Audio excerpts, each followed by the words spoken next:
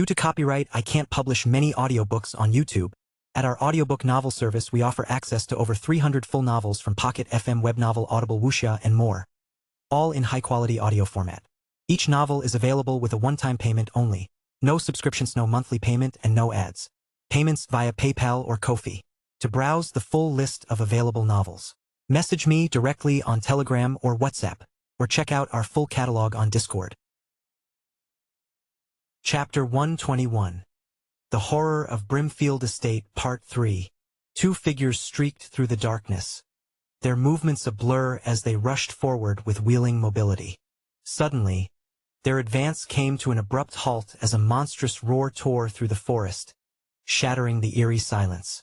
Dread etched across their faces as they exchanged a contemplative glance. The cloaked scout spoke first, his voice laced with apprehension. "That must be a Bulfer. Ox-like monsters of tremendous strength. They are a terrible matchup for speed-based fighters like us." His partner, a scarred man named Vaughn, remained silent for a few heartbeats before his gaze hardened with grim determination. "We're going forward." "But Vaughn," Flynn protested. "A Bulfer is a beast-rank monster. Even as nomad ranks, challenging one seems foolish, doesn't it?" Vaughn scowled, his jaw set. "Headmaster Gilbert entrusted us with an important task, to witness the capabilities of the stranger who survived a Tier 5 rift for 6 months. You want us to abandon that chance because you're scared?" Flynn frowned, averting his eyes. "I never said I was scared." "I don't care what you said," Vaughn retorted, grabbing Flynn's shoulder in a firm grip. "Flynn, man up. When exactly do you plan to become strong if you keep acting like a twerp?" As Vaughn addressed him, Flynn lowered his head, his grip tightening with trembling force. "You have an A-class talent of stealth, Flynn. I've seen the potential for true power in you these past 6 months that I've met you. But if you let fear grip you like this, you'll never amount to anything, just a coward." Vaughn's words hung heavy in the air before he continued, his tone softer. "We're going after the Bulfer. The stranger must have engaged it already. This is our chance to observe his abilities firsthand and report back to the headmaster." "It's not that I'm scared," Flynn murmured, but Vaughn cut him off with a reassuring smile. "Don't worry, I understand. Let's move." With a curt nod, the pair shot forward once more, their swift strides carrying them deeper into the forest. As they closed the distance, the thunderous cries of battling monsters grew louder, punctuated by the sickening crunch of rending flesh and splintering bone. Finally, they skidded to an abrupt halt, their eyes widening at the macabre scene unfolding before them. A sinister, inhuman creature raked its claws along a Bulfer's hide in slow, agonizing strips, parting flesh from bone with sadistic lethargy. Blood-curdling terror gripped them by the heart, their blood running cold as their faces paled. Their legs trembled, rendering the simple act of standing a Herculean task. The terrifying beast turned its gaze upon them, studying them through blazing crimson orbs. A few heartbeats later, a thin, grotesque smile curled at the edges of its bestial maw. In that moment they knew they were utterly doomed. "Oh, crap. What's with the evil grin on that bastard's face?" Northern thought. Northern had suspected a lingering manifestation of Night Terror's persona would remain in its soul. Witnessing its menacing, bloodthirsty behavior only cemented this suspicion further. His initial plan had been to observe how these two drifters would fare against such a monstrous entity, a bit of morbid entertainment, so to speak. Truth be told, he genuinely expected them to persevere, to put up a valiant fight. There were 2 of them, after all. But all his expectations shattered as he watched them frozen in abject terror, trembling like leaves in the wind as dark terror advanced upon them with the inexorable stride of death itself. Northern watched their pitiful display unfold, disappointment gnawing at him. Are they really going to do nothing? He vividly recalled his first encounter with Night Terror, how even when ambushed, he fought back with everything he had. "I thought there was supposed to be a fight-or-flight adrenaline response," he inwardly hissed. "Why are these morons just frozen? If they can't fight, they should at least flee." As Night Terror loomed over them, its crimson flames of eyes burning into their souls. The creature suddenly froze and dissipated into a writhing vortex of black flames. "This is so damned annoying," Northern muttered from his vantage point on a nearby tree branch, observing with undisguised disdain as the two drifters crumbled to their knees. Their legs were rendered useless, their backs soaked with cold sweat. The scarred man's hands trembled uncontrollably, no matter how fiercely he gripped them. Flynn, cloaked, stared vacantly ahead, drool and beads of sweat streaming down his jaw.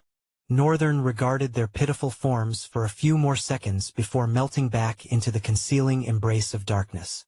With deft agility, he leaped from tree to tree until a towering mansion came into view. "This must be it," he mused with a wry smile, landing lightly on the ground just outside the forest's edge. As he started forward, something gave him pause, and he glanced over his shoulder at the dense tree-line. "The forest is overflowing with all manner of monsters. I hope they make it back safely," he muttered, a rare flicker of concern crossing his features. Turning his attention to his immediate surroundings, he noted the odd absence of any hostile creatures in the area surrounding the mansion, just a sprawling expanse of low bushes. Weird. His gaze shifted between the teeming forest and the foreboding structure, a contemplative frown creasing his brow. Plenty of monsters lurk within those woods, yet they don't venture beyond its boundaries. Either they vastly prefer that terrain or... His eyes narrowed slightly as they settled on the mansion once more. There's something far more dangerous lying in wait inside that place. The memory of the rampaging Bulfers resurfaced, hardened warriors of the Redmine Kingdom that had battled such oxen-like monstrosities on open ground countless times. "I've fought those ox-headed beasts extensively in the rift," Northern murmured. "While they do favor forested areas, they don't outright avoid open spaces." As the pieces fell into place, a wide, feral grin split his face. "There's something stronger inside that's keeping them at bay." With eager anticipation thrumming through his veins, Northern strode forward. Perhaps he, too, would finally get some chance to show off his abilities. Chapter 122. Who is the True Horror Now? Part 1. Amidst the vast, gloomy landscapes, the colossal mansion stood as an opulent architectural marvel. Yet its former glory was now a haunting reminder of bygone times. Once magnificent, the opulent edifice had fallen into a sinister ruin, ravaged by decades of neglect. Ivy snaked up the crumbling walls, obscuring the intricate carvings that once adorned the facade. Windows, once welcoming sunlight, now stood shattered and hollow, their frames twisted and contorted. The ornate roof, a crown of grandeur, sagged under the weight of time and decay. As Northern stepped through the dilapidated entrance, an ominous darkness enveloped him, as if sentient shadows guarded the mansion, bidding him to retreat. Oh, quite strong," he mused, unfazed by the foreboding atmosphere. Dust and debris littered the once pristine halls, the echoes of footsteps reverberating through the cavernous spaces. Northern stared deep into the hall, his form almost blending with the darkness itself. However, a sliver of light from the strange pair of moons managed to crawl in through the open entrance, barely illuminating the middle of the hall. Northern paused, surveying his surroundings. Everywhere, darkness and cobwebs reigned supreme. The darkness itself felt extraordinary, a premonition tugging at his instincts. "My gut is right, there is something here. But it's strange." Usually, he would have sensed it vividly, but this time, all he had was a vague inkling. Anyways, this could be a very good opportunity to put my abilities into practical use and see just how strong they are, Northern muttered beneath his breath. Following his intuition, Northern trekked deeper into the mansion, bypassing the whirling stairs that led to the upper floors on both sides. Towards the center, beneath the stairs, the hall delved into a deeper darkness, where a terrifying creature lurked. Northern paused, frowning slightly. Oh crap, it's a Hellion rank for sure. Having faced many such beings, he could discern their power immediately. And probably a disaster rank, max a calamity rank, As strong as night terror before he consumed the vestige of the Chaos Prince. Maybe. A smile curved his lips as he caressed his chin. These were insights he could not have gleaned before. Maybe my sense of danger has been sharpened after facing a Maelstrom rank. Indeed, he had battled a Maelstrom rank monster and an evolving Hellion rank immediately after. It would be odd if he could not gauge their strength now. All right, friend. Let's have it. Northern grinned, extending his hand in challenge. As if responding to his provocation, the terrific creature slowly crawled out of the darkness. Its hulking form was covered in thick, armored scales of lustrous inky blackness. A forced grin parted Northern's lips as he craned his neck to envisage the creature. Crap, I need to get taller. Its elongated body rose to an imposing height of around 6.75 feet, 205 centimeters. With its sheer size alone, it boasted immense strength, appearing capable of overpowering multiple trained soldiers in combat. Taut muscles rolled beneath its skin like rigid snakes. Its most chilling aspect was the line of glowing red eyes that hid within its gaping maw. 5 baleful, unblinking orbs stared soullessly at Northern, hinting at an ineffable intelligence and malice dwelling within this abhorrent form. The longer he examined those unnatural, burning eyes, the more a sense of primal dread settled in. At the edge of its grotesque maw was a row of serrated teeth, clearly adapted for gripping, tearing, and dismembering unfortunate prey. And a slightly long appendage snaked out. Northern stared blankly for a couple of seconds. This is quite strange. I've never seen a monster have its eyes in its mouth. He wasn't even sure if those were eyes. Something about it looks familiar. Like he had fought a similar monster before, but he was certain he would have remembered. The foreboding creature exuded a chilling air of primal savagery and the ruthlessness of a killer, making even Northern shudder for a second. They stood apart for a few tense moments, sizing each other up. Then the monster moved. Northern's eyes flung open, barely catching the monster's lightning-fast movement. Perhaps he had underestimated it due to his newfound abilities. Belatedly crossing his arms, he was rammed by the monster's head, the impact throwing him out of the deep hall to tumble like a log on the ground. Coughing and vomiting crimson blood, he struggled to stand. Crap. That was one hell of a blow. A wide grin parted his lips. Looks like this is going to be an even grander battle than I thought. He sprawled to his feet, malice glimmering in his eyes. Clasping his hands into fists, he shot to the side as the monster reappeared. Hauling a swift kick, he twirled through the air, his feet bolting against the monster's thick skin before slamming it onto the ground, causing it to rebound like an elastic ball. Seizing the moment, Northern delved an elbow strike into the exposed flank of the monster, causing it to crash into the marble floor. All this happened so swiftly, no mundane eyes could have followed the sequence. Northern stood upright, stretching his body. Wow! Feels so good to be in perfect control of my body. And this armor is so great. I feel like my movements are even easier because of it. He allowed a delighted smile as the abhorrent monster stood up. Releasing a soft, eerie growl with smoke crawling out of its maw, the monster shot at him again. However, Northern was ready this time. He took the blow with one arm, the Night Terror armor absorbing the damage. Then, hauling the other hand towards the monster, he opened his fist. A black lance materialized into his hands, an hair's breadth away from the creature, and ferociously impaled its lustrous hull, rendering it in a spray of black gore. The creature let out a deafening bestial cry and staggered back. Northern looked at the sleek, black lance protruding out of the monster's shoulder, carved from what appeared to be dark wood itself. He wore a distorted smile, his eyes gleaming with the pure menace of a demon. No! Don't die on me yet. Chapter 123. Who is the true horror now? Part 2. With a bestial roar that shook the very foundations of the decrepit hall, the monstrous abomination wrenched the obsidian lance from its shoulder, flinging it aside with contemptuous ease.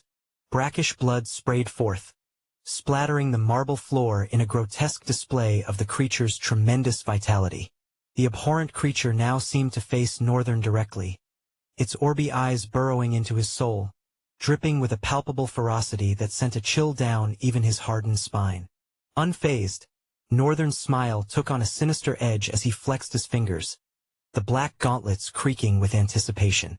"I too am just getting started," he growled, his voice dripping with sadistic glee that would have sent lesser beings fleeing in terror. In the blink of an eye, a dozen obsidian lances materialized, hovering behind him as if wielded by unseen forces. With a mere thought, they shot forward, a lethal volley aimed at the stricken monster's vital points. Yet the abhorrent monster displayed an uncanny agility for its immense size, weaving through the barrage with unnatural grace that defied its grotesque form. Its maw unhinged, revealing row upon row of serrated fangs, dripping with corrosive saliva that sizzled upon contact with the floor, leaving behind a trail of acrid smoke.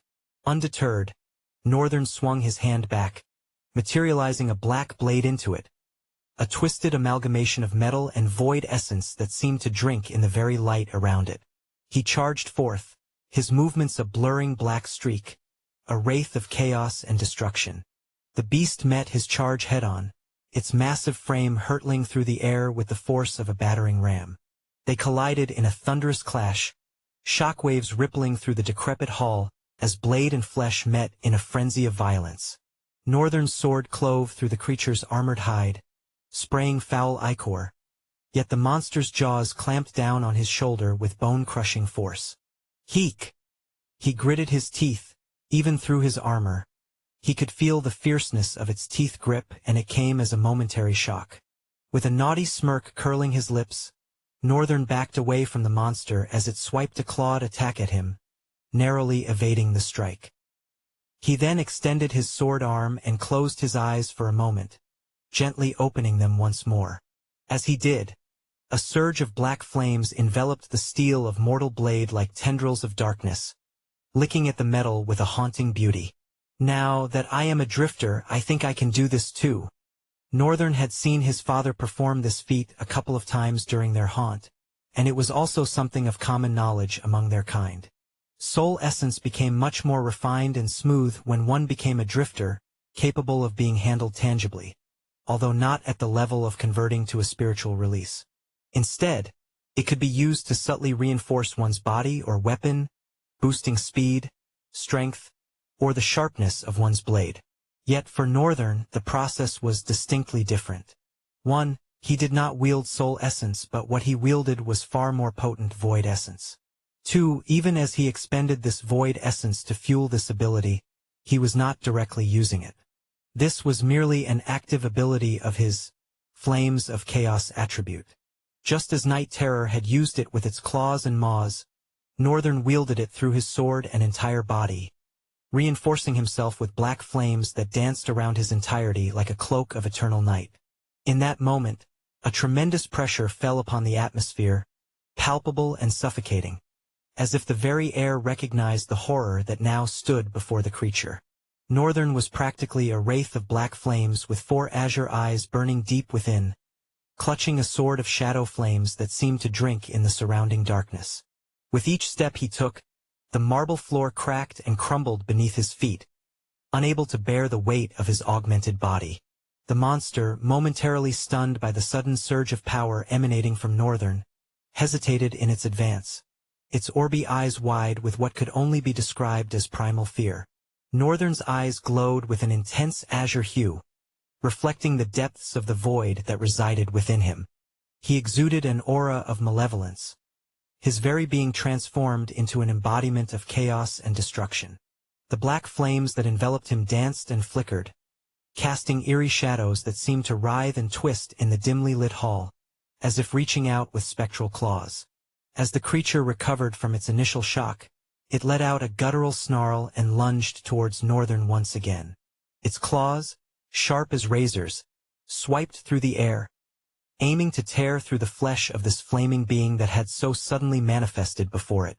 But Northern, empowered by the flames of chaos, moved with bullet speed, evading the creature's attacks with an almost ethereal grace. With a swift and fluid motion, Northern swung his flaming sword, the black flames trailing behind it like a comet's tail. The blade connected with the monster's hide, slicing through the thick armor as if it were paper. Dark, viscous blood sprayed into the air, mingling with the brackish ichor that stained the floor in a macabre display of violence. The creature howled in pain, a deafening sound that reverberated through the hall, shaking the very foundations of the estate. It reeled back, momentarily stunned by the force of Northern's strike, its massive form staggering as it fought to maintain its balance. Northern let out a sinister laughter, the sound echoing off the walls in a haunting melody that would have chilled the blood of any who heard it. As he beheld the monster, powerless before his presence, a twisted sense of joy and ecstasy washed over him, fueled by the sheer thrill of wielding such immense power. Then he pressed forward, his movements a black blur of speed and precision. He launched a series of swift assaults, striking with calculated ferocity, each swing of his sword carving deep wounds into the creature's flesh with a disturbing ear-to-ear grin plastered on his face. The black flames cauterized the wounds, preventing any chance of regeneration, as if the very essence of chaos itself sought to snuff out any chance of healing. The monster thrashed and writhed, its movements growing sluggish as its vitality waned. The horror that had once stood at the peak of the food chain of Brimfield Estate was now being bullied by this strange human, if human he could even be called. Who now was the true horror of Brimfield? Northern, fueled by a mixture of sheer joy and ecstasy that being so powerful brought, pressed on relentlessly. His eyes burned with a madness that made the monster shudder, its orby eyes seeming to grow wider as it beheld the entity before it. Could this even be a human? It had to be a monster too, a far stronger monster. The abhorrent creature probably thought as it witnessed the display of sheer, unadulterated power. Northern slowly walked towards the monster, the cloak of flames that had shrouded his frame slowly withering away, revealing his lustrous black armor. He loomed above the beast and turned down with a stare of disdain, as if gazing upon an insect that had dared to challenge his might. "You were quite entertaining, but I expected you to put up more of a fight," he sneered, his voice dripping with condescension. The creature shuddered and lowered its head, refusing to stand or continue its assault, the fight utterly beaten out of it in the face of such overwhelming power. Northern, seeing the reaction, was momentarily struck with surprise. "I guess it makes sense that if a human is capable of fear, a monster should also be," he mused, a twisted smile curling his lips. The result was incredibly satisfying. "I didn't even use a couple of other abilities. I just experimented using the flames of chaos. This only proved that the power of chaos and void was not to be looked down upon, a force to be reckoned with in its own right. And it sort of made Northern even more curious about the identity of the Chaos Prince." Northern paused and stared at the monster seriously for a couple of seconds. Then, a resemblance suddenly struck him, his brow furrowing in contemplation. Why does this bastard look like a corpse-eater? Although it was very distinct from the ones Northern had faced in the rift, those did not have this black skin and lacked the orby, soulless eyes. They looked quite similar in other areas. Does that mean it's not an Hellion rank but a savage rank? Northern was stricken with surprise. If so, there could only be one explanation for its difference. It's either a devil, abysmal, or an apex level. Chapter 124. The Terror You Don't Know About. Gilbert stood amidst three individuals, each exuding an aura of power and purpose. One had deep blue hair that cascaded over broad shoulders, boasting of an Olympian athletic build adorned gracefully with a blue armor that seemed to shimmer with an inner light. The next wore a casual thick coat, an indifferent cold look etched onto his features as if he had seen too much of the world's cruelties. The last was a dark-skinned lady with a tank top that only covered her ample breasts, leaving toned arms and a taut midriff exposed. She looked at Gilbert, her gray eyes brimming with an unwavering focus that spoke of a will tempered by countless battles. As he addressed all three of them, someone quickly approached and whispered something into Gilbert's ear. Their words carried on hushed tones laced with urgency. Immediately, Gilbert's expression darkened, the lines of his face hardening as if etched from stone. He tried to recompose himself, forcing a calm veneer as he turned to his audience once more. "Sage Gilbert, is all well?" the blue-haired youth, Arlam, asked, his brow furrowing with concern. "All is well, Arlam. I just might need to round this up now to attend to something else," Gilbert responded, his tone even and measured, betraying none of the turmoil that now churned within him. "It's fine, Sage Gilbert. We already understand what we need to do. Besides, Master Annette should be arriving any time soon." "I need to see her too," Vita replied, a hint of eagerness seeping into her words. Gilbert's gaze shifted to the dark-skinned lady for a couple of seconds, and a small smile tugged at the corners of his lips. "You really adore Annette despite her nature." Y me impresa, vida. The lady smiled shyly, her cheeks flushing ever so slightly. "She's strong, and I want to be stronger. That's all that matters." Gilbert nodded in agreement, his smile widening ever so slightly. "Keep up that front, and you'll be a master too in no time." He turned to the last of them, the one who seemed so lost even though he was amongst esteemed company, his gaze distant and unfocused. "What about you, Ryan? What's up with you?" "Nothing," came the curt reply, devoid of any emotion or inflection. Gilbert's smile took on a wry edge. "As usual, you don't really say more than a word, do you?" Ryan merely nodded, his expression remaining impassive, indifferent to his environs as though he were bored by everything around him. "I'll leave you to it, then. I have to go," Gilbert said, giving them one last appraising look before turning on his heel and striding away, his movements purposeful, his face etched with a grim expression. Gilbert brisked forward, walking past groups of people that greeted him with respectful nods and murmurs of "Sage Gilbert." After a minute or two of weaving through the crowds, he reached the familiar dark hallway and entered his private chambers, the heavy door thudding shut behind him with a sense of finality. Two individuals were seated on the couch, leaning on their knees with their heads bowed, their faces pale as though they'd had their souls sucked out before coming here. There was one other tall man standing next to the couch, his hands pocketed, a rough beard adorning his chin as he oversaw them with sleepy eyes that nonetheless seemed to miss nothing. Gilbert strode to his table, leaned against it, and folded his arms across his chest, his gaze sweeping over the three figures before him. "They claim they saw a Hellion rank monster," the bearded man started, his voice a gruff rumble that carried the weight of countless battles. Gilbert looked at him, then shifted his gaze to the two seated figures.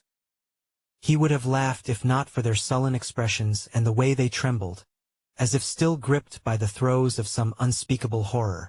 The way they carried themselves, the haunted look in their eyes, told Gilbert that they weren't just spouting idle words. They must have genuinely seen a Hellion rank monster. Another reason why he couldn't doubt their report was the man with the scarred face of Vaughn, one of the best drifters among the natives of Lothellowan. According to what they had said, he used to be an elite member of the kingdom's scout knights. On top of that, he possessed an ability that allowed him to discern the rank or strength of drifters or monsters at a mere glance. So if he said it was a Hellion rank, he couldn't be lying. Gilbert sighed, a heavy exhalation that seemed to carry the weight of the world upon his shoulders. "But there have never been a Hellion rank monster at all in these plains. We've never encountered one. If we did, we wouldn't even be alive right now." Gilbert was torn, unsure of what to believe. He sighed once again and finally spoke, calling out, "Vaughn!" The scarred-faced man shakily looked up, bowing his head respectfully as he responded, his voice tinged with evident fear. "Sage Gilbert, can you calm down and report what you saw to me?"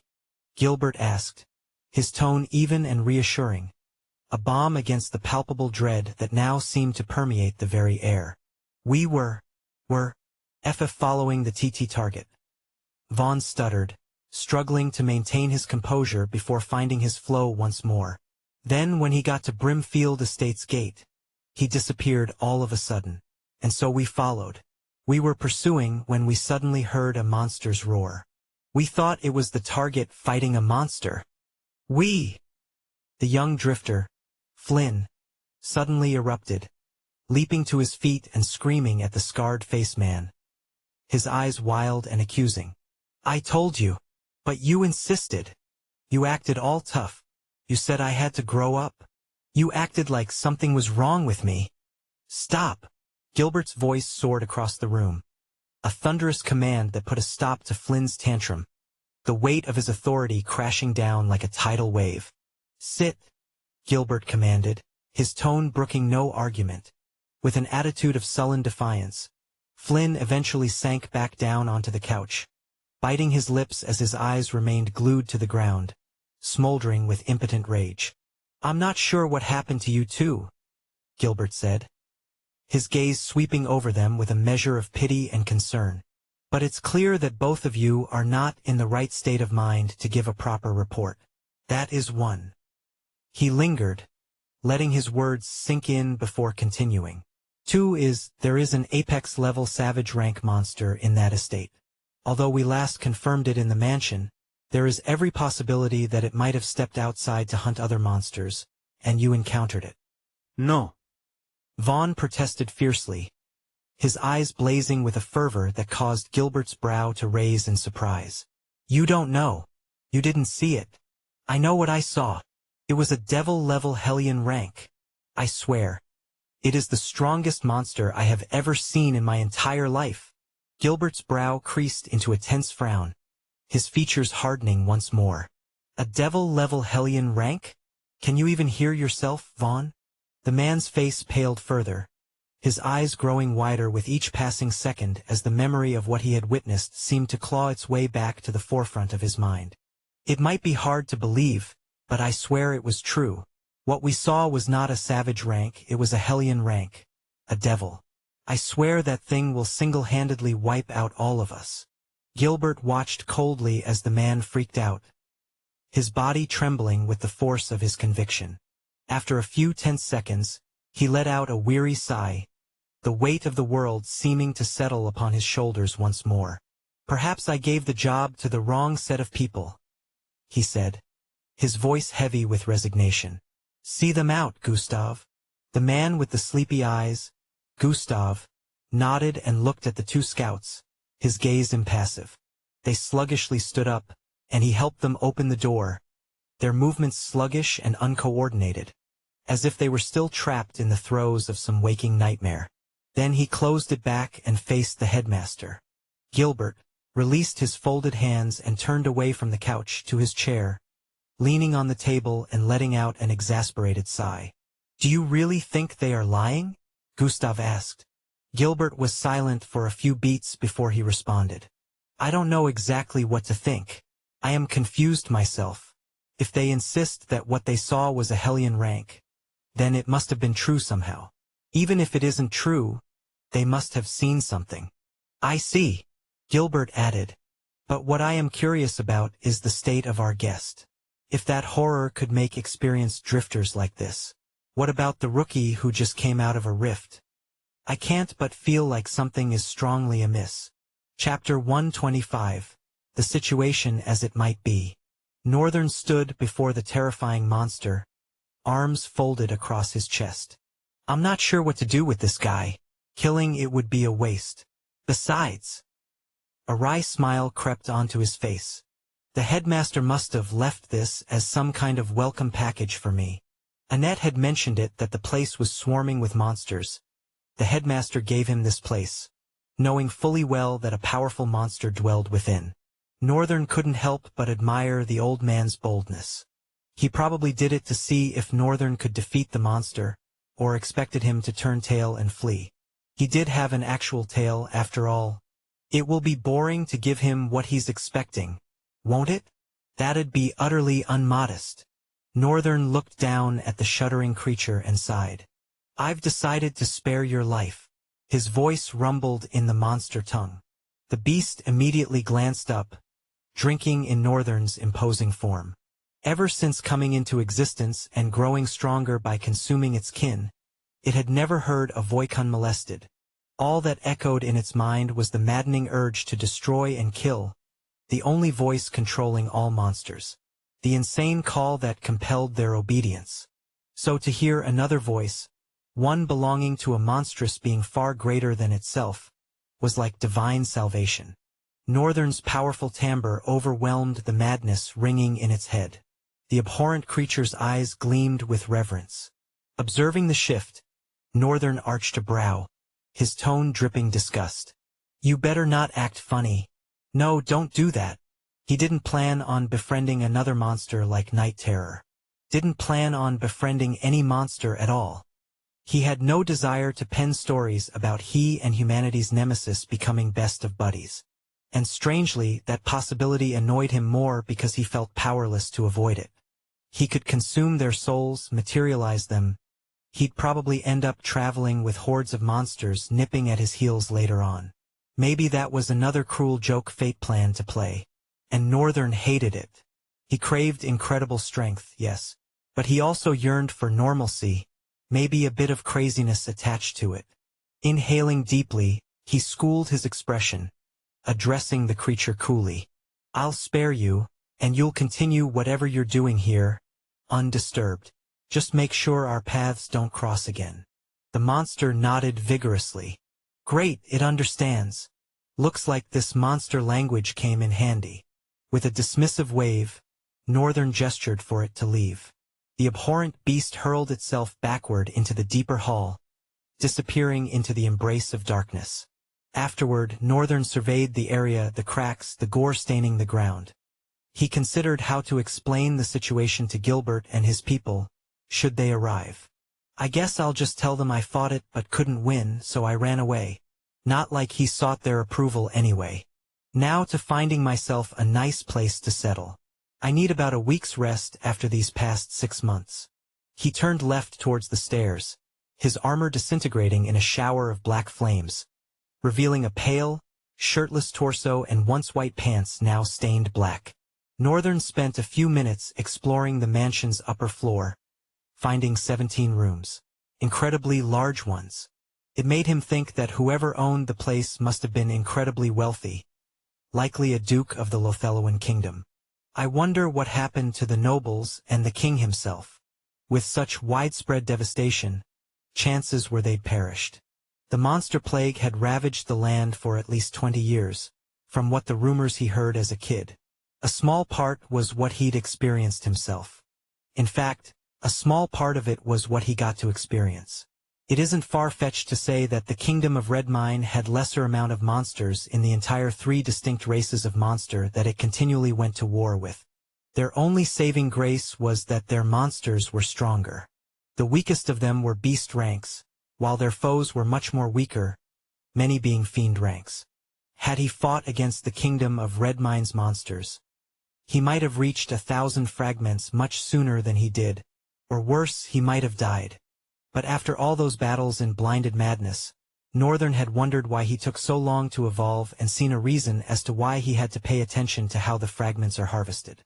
It was one of the reasons while he was chilling and not killing anything yet.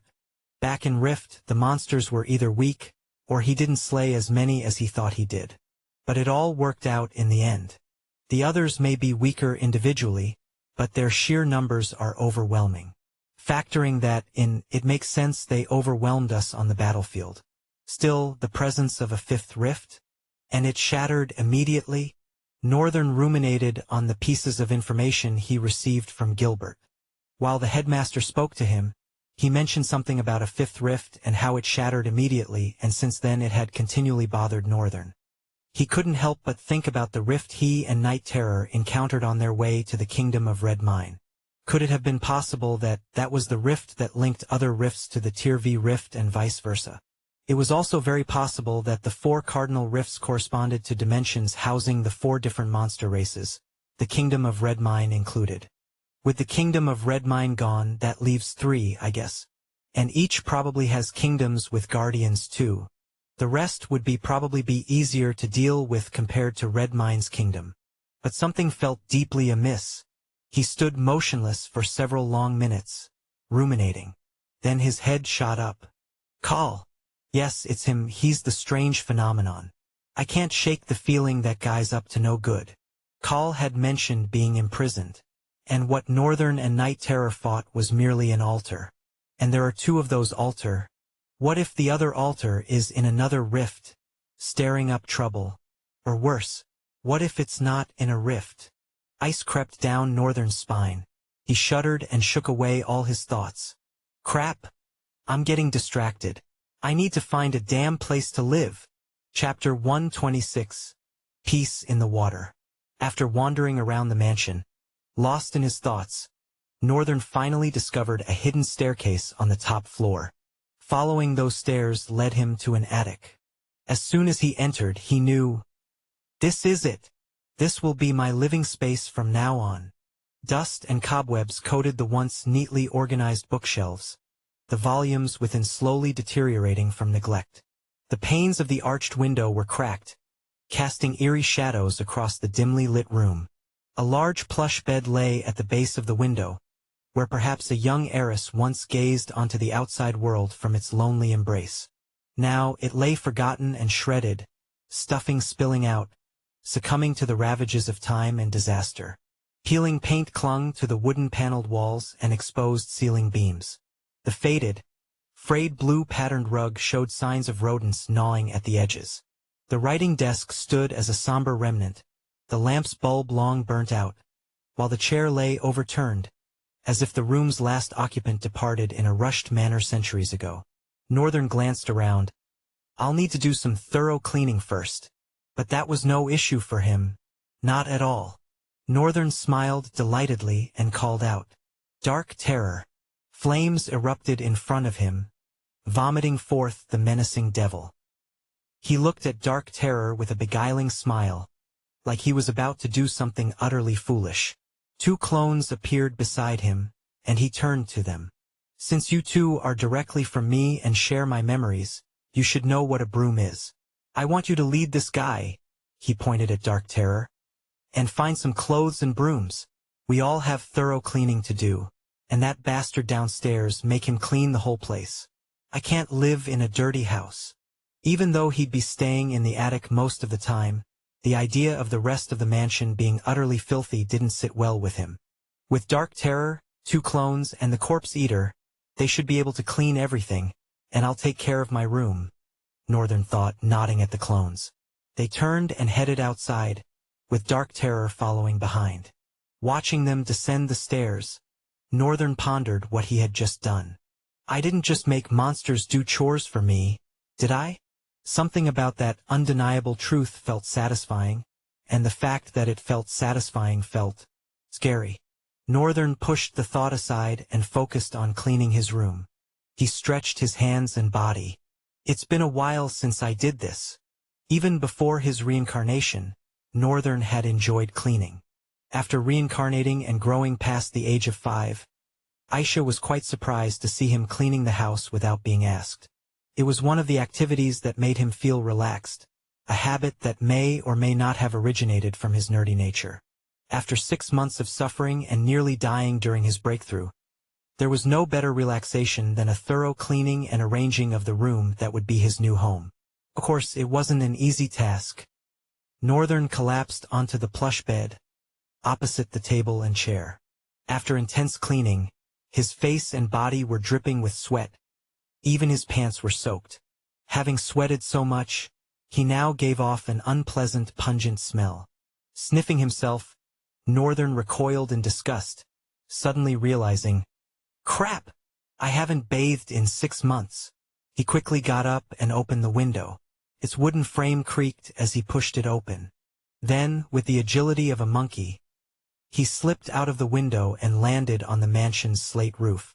The view up here is impressive. His skin prickled, and Northern immediately hugged himself. Damn, it's so cold. He couldn't remember the last time he had experienced a cold wind like this biting his skin. Even though it made him shiver a little, it still filled him with gladness and gratitude to be out of the endless night of the rift. Northern surveyed the surroundings, able to vividly note every detail from this distance with the unparalleled effect of his eyes. Finally, towards the southern end of the estate, hidden in a cluster of tall trees, he spotted a small lake. Just what I need. Northern smiled and jumped off the roof, rolling through the air and landing strongly on the ground. Then he dashed towards the lake while his clones, Dark Terror, and the deviant Corpse Eater cleaned the mansion. As he had anticipated, the bath in the cool lake was nice and refreshing. He thoroughly washed every part of his body and deeply rested in the cold embrace of the water, thinking about what he would do next. Now that it had turned out he was still trapped, and a group of students who should be finding their way back home were being misled by a vagrant rank. A sage for that matter. It was once again annoying. I guess I'll just have to do things on my own. And quickly too.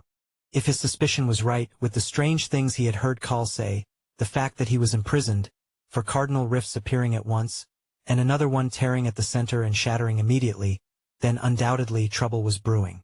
Most likely, this greatly affected the beginning of the rifts themselves. Northern guessed that it was going to be a terrifying war, one that might be unlike anything any of them had ever faced. He wasn't sure if he was ready to be that reckless. He was powerful enough to overcome whatever hurdles came his way, but he wasn't pompous and arrogant, thinking he was now invincible because of the power of chaos and void he now wielded, coupled with being able to copy talents. Northern leaned his head back on the bank's edge. I guess I'll first check around for talents to P.Y. He hadn't even completed his internal statement when he dozed off. After 6 long months, he finally had a blissful, beautiful night and woke up to a bright and serene morning. Chapter 127. Getting into it. Northern's eyes flew open, his body chilled by the cruel morning cold. Remarkably, he had managed to sleep through the night in the lake, remaining in a single position without shifting. The Northern from before entering the rift was not that kind of sleeper. He thrashed and crashed his surroundings while snoring as loudly as he could. But in that hellish realm, the prison of red mine allowed him little to no time to sleep. Even when he did sleep, he had to remain alert for his death angel's arrival. It was like those damned monsters didn't expect them to rest. Even after leaving the shackles of the prison mine and gaining a room of his own, he couldn't sleep wholeheartedly. He practically slept with one eye open, and there came a time when he had no memory of sleeping at all. Then in the cave, he had to sleep with a monster that had almost killed him before. Well, he'd be damned if he could still sleep wholeheartedly after that. Northern grunted as he pulled himself out of the water, droplets rivulets running down his body, causing the lake's surface to dance with ripples. His pants were soaked, but he didn't mind. He glanced up at the bright sky and allowed a small, attractive smile to grace his lips. "This feels nice," he mumbled, peering into the boundless white expanse of the morning sky. He never thought a time would come in his life when he would appreciate seeing the sky. Northern shrugged and summoned the eternal twilight. The puissant leather armor with white clothes wove itself around him from shards of darkness, perhaps black light which seemed quite ominous. I wonder what people will say when they see black instead of white? Northern mused internally. Since his items always materialized with black shards before absorbing the vestige of the Chaos Prince, he figured it was probably like that. And the black light shards was an effect of wielding void essence. Another observation about the powerful leather armor, particularly its tunic. It was clean. The stains of blood from frequent battle were gone, as if it had never been there. As if the armor had been given to a dry cleaner within his soul. This wasn't the first time he had noticed it, but this confirmed the notion for him, items, when returned to the soul, could probably repair themselves. Northern considered this briefly while walking and ignoring other dangers of the forest. He had little to no information about it, so it was reckless to state it as fact. Maybe I'll just ask instructor and... Honestly, it sucks not knowing anything. And yet he had come this far. Northern curled a gratified smile and continued down the narrow forest path. Now that it was day, the critters lurking within the woods seemed more cautious than usual and retreated to the deepest parts of the forest. Although he could vividly feel them, he could also sense their restraint. Perhaps fear? Could it be from night terror? Sorry, dark terror. Adjusting to calling night terror by its new name, dark terror, was actually harder than it looked. He had to deliberately remind himself of the name change any time he was about to call upon the monster, which was quite taxing in its own way, although nothing for him to worry about. Northern thought about a couple of other things, including his plan to copy talents as early as possible and advance to the next rank. After a few minutes, he reached the mansion.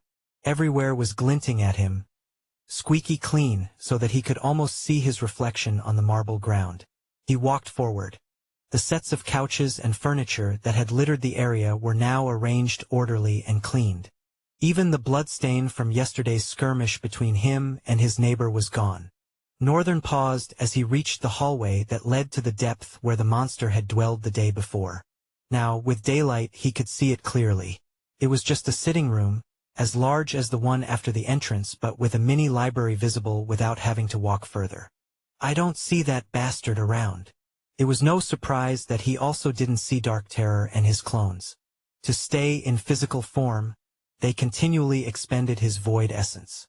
And he didn't boast much of it, so throughout the night, Dark Terror had probably dissolved back into the limitless void, and the clones into his soul. But the corpse eater was nowhere to be found. Northern looked away dismissively and turned away from the second sitting room. "What business is it of mine caring about where a monster is?" He walked away, intending to head upstairs, but stopped. Right now, he was torn between having a lazy day and actually doing something. And it was shocking. It was almost like... Northern frowned. "No, it can't be that bad. Have I been turned into a lover of hardship?" Back in the Rift, he always had something to do every day. Survive, train, fight. There was always something. But right now, there was nothing, and he missed the life he had before. Northern shook his head vigorously and remembered. "That's right. I have to pick up Fluffy, and since I'll be going there, I might as well give them the report they've want," Northern decided internally. But he hesitated, the reason being, "I'm probably going to be meeting a lot of people." He wasn't sure how he'd fare before a bunch of strong drifters who had been victimized like himself. But he had no choice. "I have to do what I have to do," he whispered inwardly, his eyes intensely focused on the ground. There was so much he had to get in order, so much. A night's rest is enough. I think I have to start acting, and that also means taking the courage to face other people. Even though he said that, Northern would probably still prefer not to meet them. He was the kind of guy who really valued his space and hated interactions while growing up. Before, it might have been because he felt they were kids and he was not. But now, it had just developed into a habit, causing him to be socially withdrawn. Maybe another reason was because he had spent the last few months interacting with monsters. Perhaps he was scared that he had become one, or worse, that he would interact with the humans as though they were monsters. Chapter 128, Trails of Disaster. Perhaps because of the daylight, Northern's journey back to the castle gate was serene. At one point, it almost felt too peaceful. There were no signs of life, no monsters, not even a crawling ant. The city felt deserted, in fact. He stopped at Master Annette's place to check on her, but she was not around. Then he proceeded to the castle gate. Having to pass through the crowd of shelters scattered here and there left a bitter taste in Northern's mouth. For some reason, he was reminded of homeless folks who had been victims of horrible natural disasters like earthquakes or tsunamis. "There was quite a lot of that where I'm from." He dwelled momentarily on the thought of how ruinous and pitiful the people looked, but he strangled that thought a couple of seconds later. There was nothing he could do about it. The disaster had caused so much damage that no one could ever contain or prevent it. Northern could only imagine how horrendous it must have been in the beginning. A rift suddenly appearing and breeding monsters without warning. He was sure the kingdom must have put up a lot of fight. They must have held on for years before this. But still, isn't 20 years too much? Even if the monsters were enormous in quantity, these were humans. Northern scoffed at the thought of it. Humans possessed a variability that could transform anything, that could turn even the most cruel situations to their favor. They had a spirit that never lost, even though they were contained by fear, even though they cowered. There always rose among them stupid and reckless heroes who, somehow, always managed to turn things around. And so it didn't sit well that these civilizations gave in to the catastrophe heralded by monsters, that they were beaten and destroyed. Perhaps they gave up before they could win? Just as Kahl had addressed, humans were small-minded and weak. All it could take for them to lose resolve was an overwhelming sense of dread or loss. He had to fairly consider both possibilities happening. But still, something is up here. And the more he reasoned it, the more his mind drifted to Call, which he honestly hoped was not the case, was not involved in this situation at all. Northern didn't plan to follow Gilbert's tail-chasing dream of closing down the rift, but that did not mean he would stand down should the need to hunt those monsters arise. He just didn't want to give them the notion that he was a part of them. Seeing how reckless they currently were, they are not the kind of people I'd want to associate. Woof! His mind came to an abrupt halt when he heard the shout of his companion. Northern looked ahead with a hearty smile and spread his arms. "Mr. Fluffy!" Immediately he called. The massive wolf galloped towards him and tackled him in an embrace, both of them tumbling away. Mr. Fluffy's size had grown impressively from the last time Northern could vividly visualize. Of course, he had noticed it when he fought the beast, but its massive form hauling him down and slimy tongues delightfully licking his face made it even more apparent now. Northern giggled for a few seconds. The people around stared with pale faces, some expressions blanked by surprise. The monstrous entity that wouldn't let anyone touch it was happily licking the face of this strange guy. It didn't take long for them to evaluate that this must be the surveyor who made it out of the rift. Rumors about Northern had traveled quite far among the refugees, the stories twisting into different forms. Strangely though, all of these forms ended as if Northern had barely survived. Instead of respecting him, they scored him with pitiful gazes, which was, first of all, annoying when he finally got up and glanced at them. He didn't have much time to dwell on how they looked at him, though, because the moment his eyes landed on Mr. Fluffy, they widened. "Hey! My bag!" Northern's lips curled into a sweet smile. "Master Annette did mention it was with a bag, but I forgot." He remembered and happily caressed the soft white hair of the beast, then retrieved his bag. "Thanks, buddy. I owe you one." He took a lingering glance at Mr. Fluffy's body.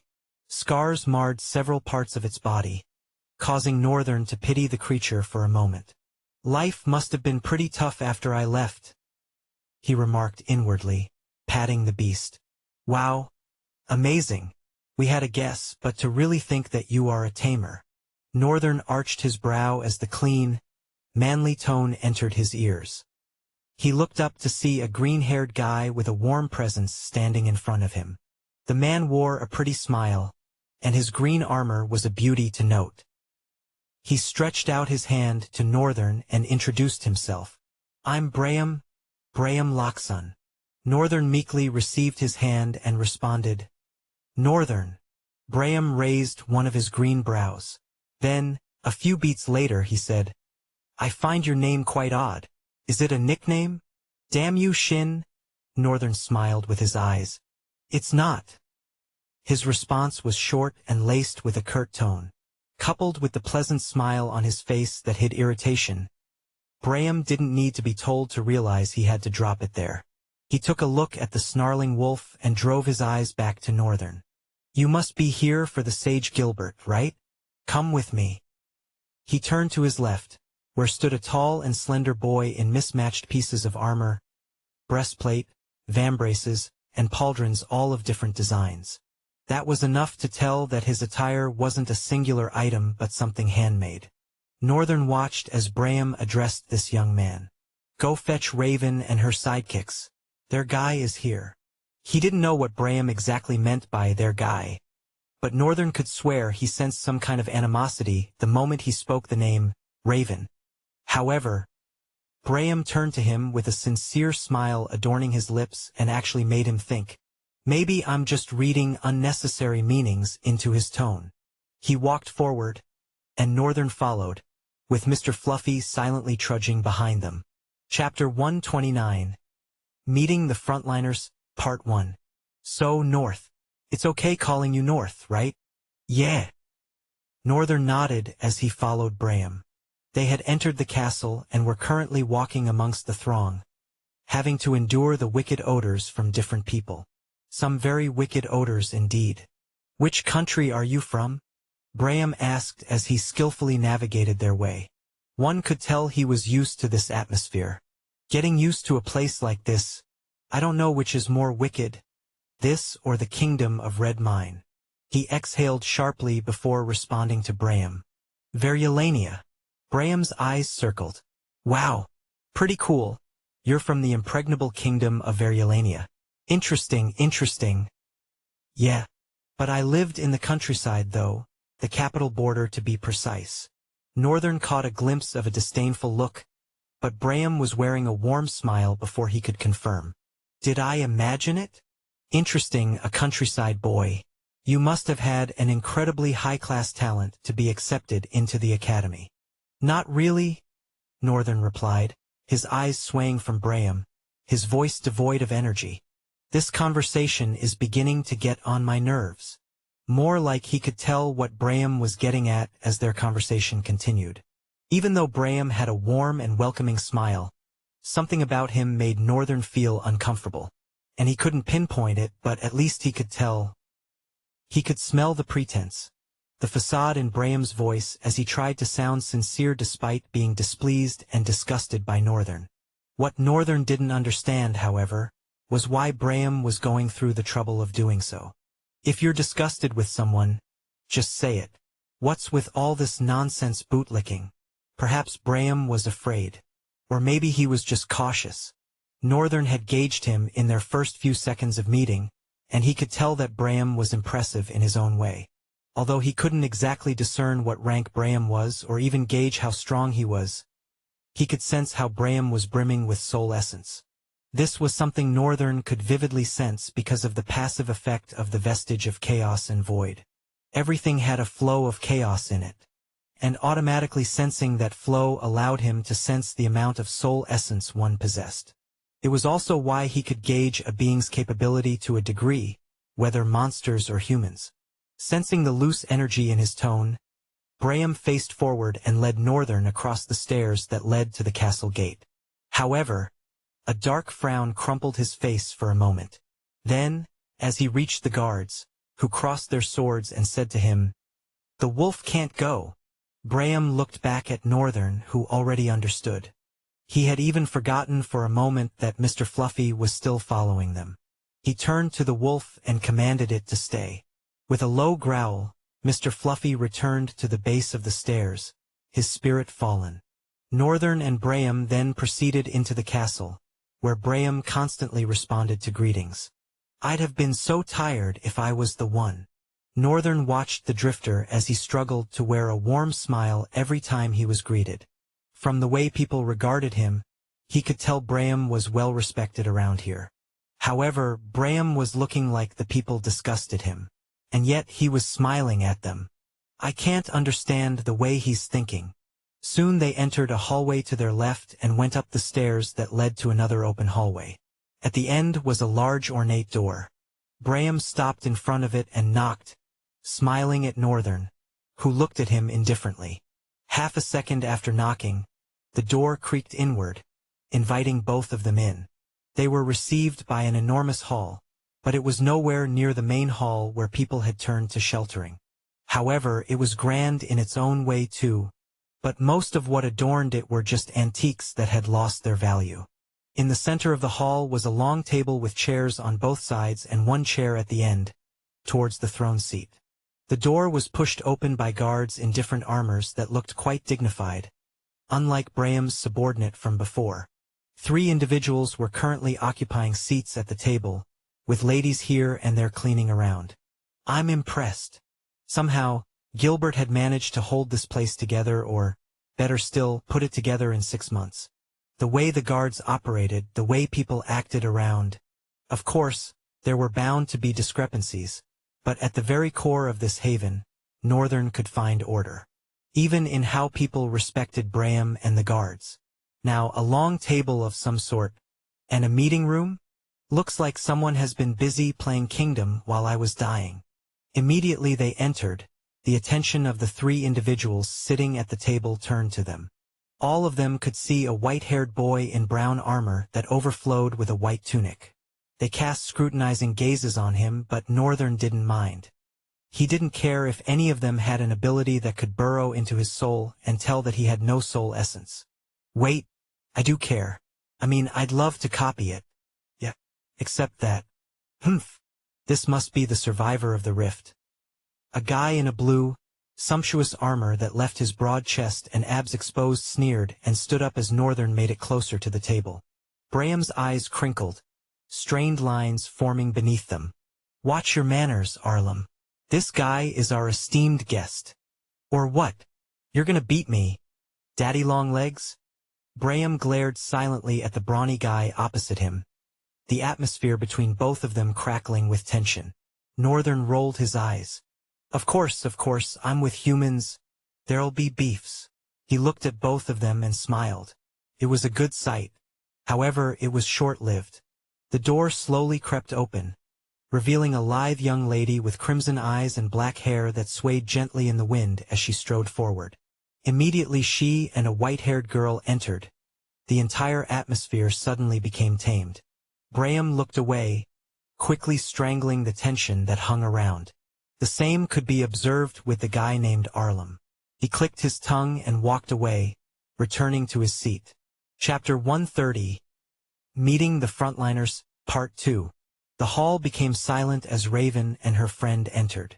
Arlam took his seat and leaned back on the chair, ignoring the newcomers, while Graham turned around, squeezing out a warm smile as Northern had observed him do. Graham! Raven greeted him curtly. Then she turned to Northern, her eyes betraying no emotion. Lael! Northern was struck by a turmoil of emotions, a rigid vein visible on his forehead as he smiled with his eyes and replied coolly, I'd appreciate it if you do not call me that. Having Raven call him a name only his mother was allowed to use for some reason was utterly annoying. His pride wouldn't allow it. The young lady's cold voice rolled out. Except you have something better than Northern. Northern raised a brow. Should I be angry with her? It looks like she's insulting me. At the same time, it also looked like Raven was being sincere. Terence watched from the sidelines, biting her nails as her eyes shot between Northern and Raven. What do I do? What do I do? What do I do? Master Annette was also not here to save the day. Northern and Raven were now locked in a battle of stares. The former frowned darkly while the latter stared blankly. The door creaked open again, and more people began to pour into the hall, carrying themselves with distinct faces, armors, features, and expressions, all having one thing in common: strength. And Northern could tell that much. All of them in this hall, he didn't know what they had been through either. That they weren't forged in his hell didn't mean they weren't forged in hell. From now on, it'd be best to proceed with extreme caution. Not that he was being cowardly. I don't know a lot. It'd be stupid of me to go ahead boasting incredible strength. He looked around, seeing people hang out with each other, talking. Some of them settled at the table and silently waited for the arrival of others. Soon, the door opened again, and the final set of people trudged inward, Gilbert, Annette, and the twins included. Immediately they saw him. Their eyes lit up. It really is the anomaly, one of them said. As it was still hard to tell the difference between them. Their black hair was both shoulder length, their indigo eyes equally cold and sharp, almost cutting into Northern. They both neared him inquisitively, leaning their heads forward and causing Northern to pull his head back a little. Gilbert tells us that you just came from a Tier V rift. How'd you survive? The second one, wearing red sleek armor, asked. Northern smiled. Isn't that what we are here to discuss? He replied calmly. Even though he looked flustered, his reply didn't show it. Everyone around was also observing him one way or another with piercing gazes. Stop staring, goddammit! The twins yelled simultaneously, causing them all to shift their gazes away like they'd been caught misbehaving. Sit, both of you, Gilbert commanded as he strode past them. They pouted their mouths and tossed their heads, walking in perfect rhythm to their seats. Northern watched with amazement as their movements synchronized so perfectly and thought, they'll make a deadly combo.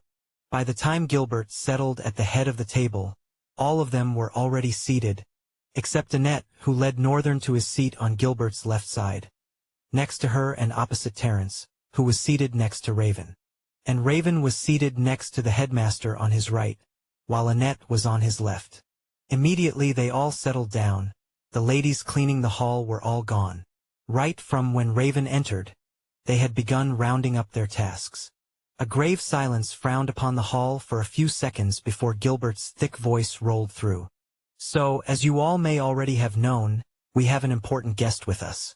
I apologize for the impromptu meeting, by the way. It is best that we all listen and judge what he will tell us together. He weighed in. The others nodded in agreement, but all maintained that perfect decorum. Gilbert continued, "We all were witnesses to how this man here, called Northern, is the sole survivor of a Tier V rift. We saw the amount of monsters that were killed and the kind of disaster that transpired in the rift. Yet he managed to survive. As much as I'm sure you all are curious how." Everyone at the table responded with intense focus. Even Arlem, who seemed like a troublesome fellow, was focused on Gilbert as he spoke. Although he decided that he had no interest in joining our ranks and wants to act alone to find a way home, because of this, he prefers to use this information to do a trade. We've given him a part payment and will be giving him the rest today as well. Murmurs rolled across the hall but died down as soon as Gilbert's voice was heard again. "And he is also here to give us the information about the gate that we need."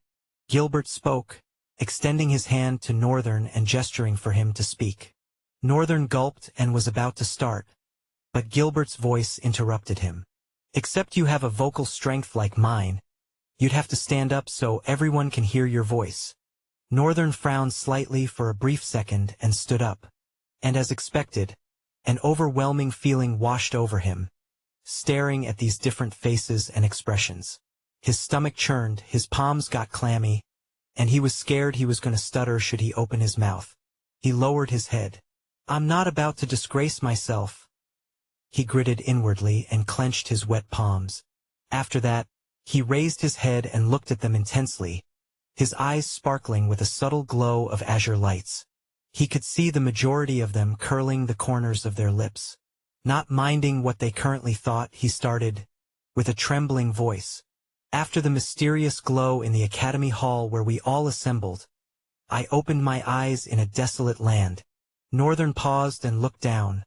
Then he looked up, wafting his eyes along theirs. Then he corrected, "No, a desolate land is not the word. It was Gehenna." Chapter 131. Gehenna. There was a tale that even a peasant was privileged to hear. It was told across all nations, clans, and classes of people.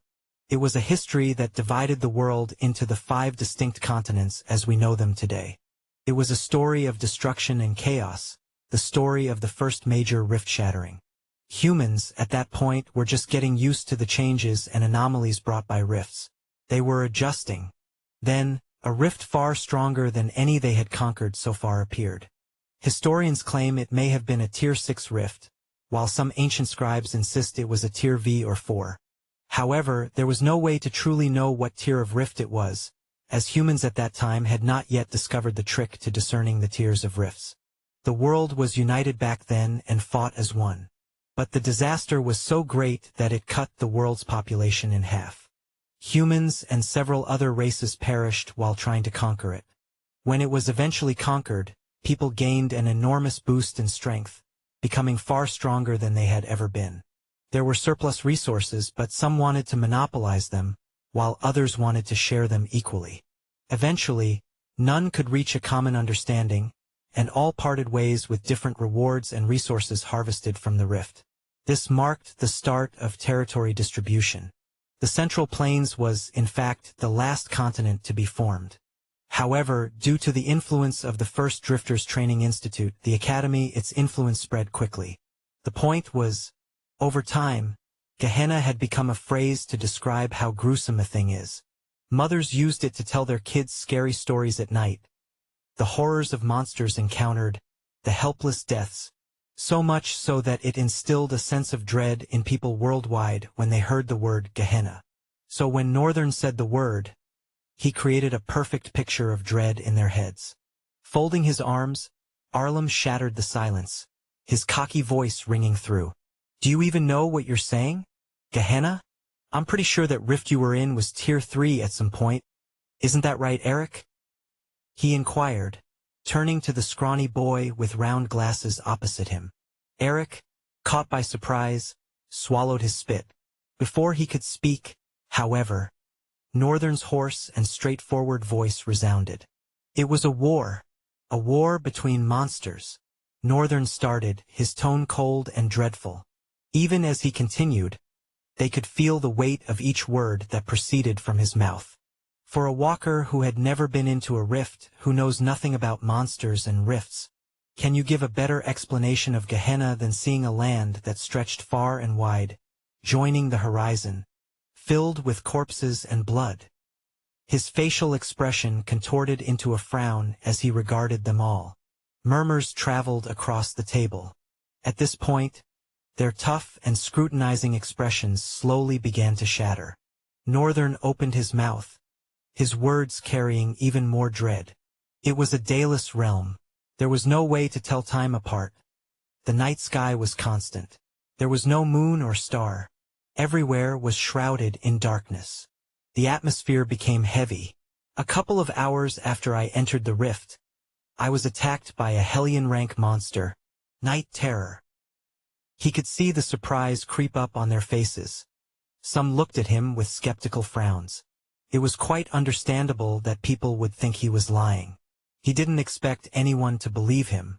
In fact, it would work to his advantage if they didn't believe him, since they would also not believe or ever think that he truly is as strong as he is now.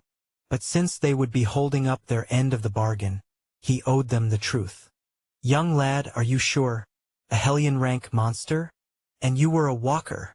I think he's lying about being a walker, Arlem interrupted fiercely. His brows furrowed into a frown. Everyone started to murmur. Some were indifferent. Arlem, it's really wrong to be interrupting the headmaster during his sentence. Arlem shrank back as the voice from the right of the headmaster rang out. He looked away with a bead of sweat upon his face.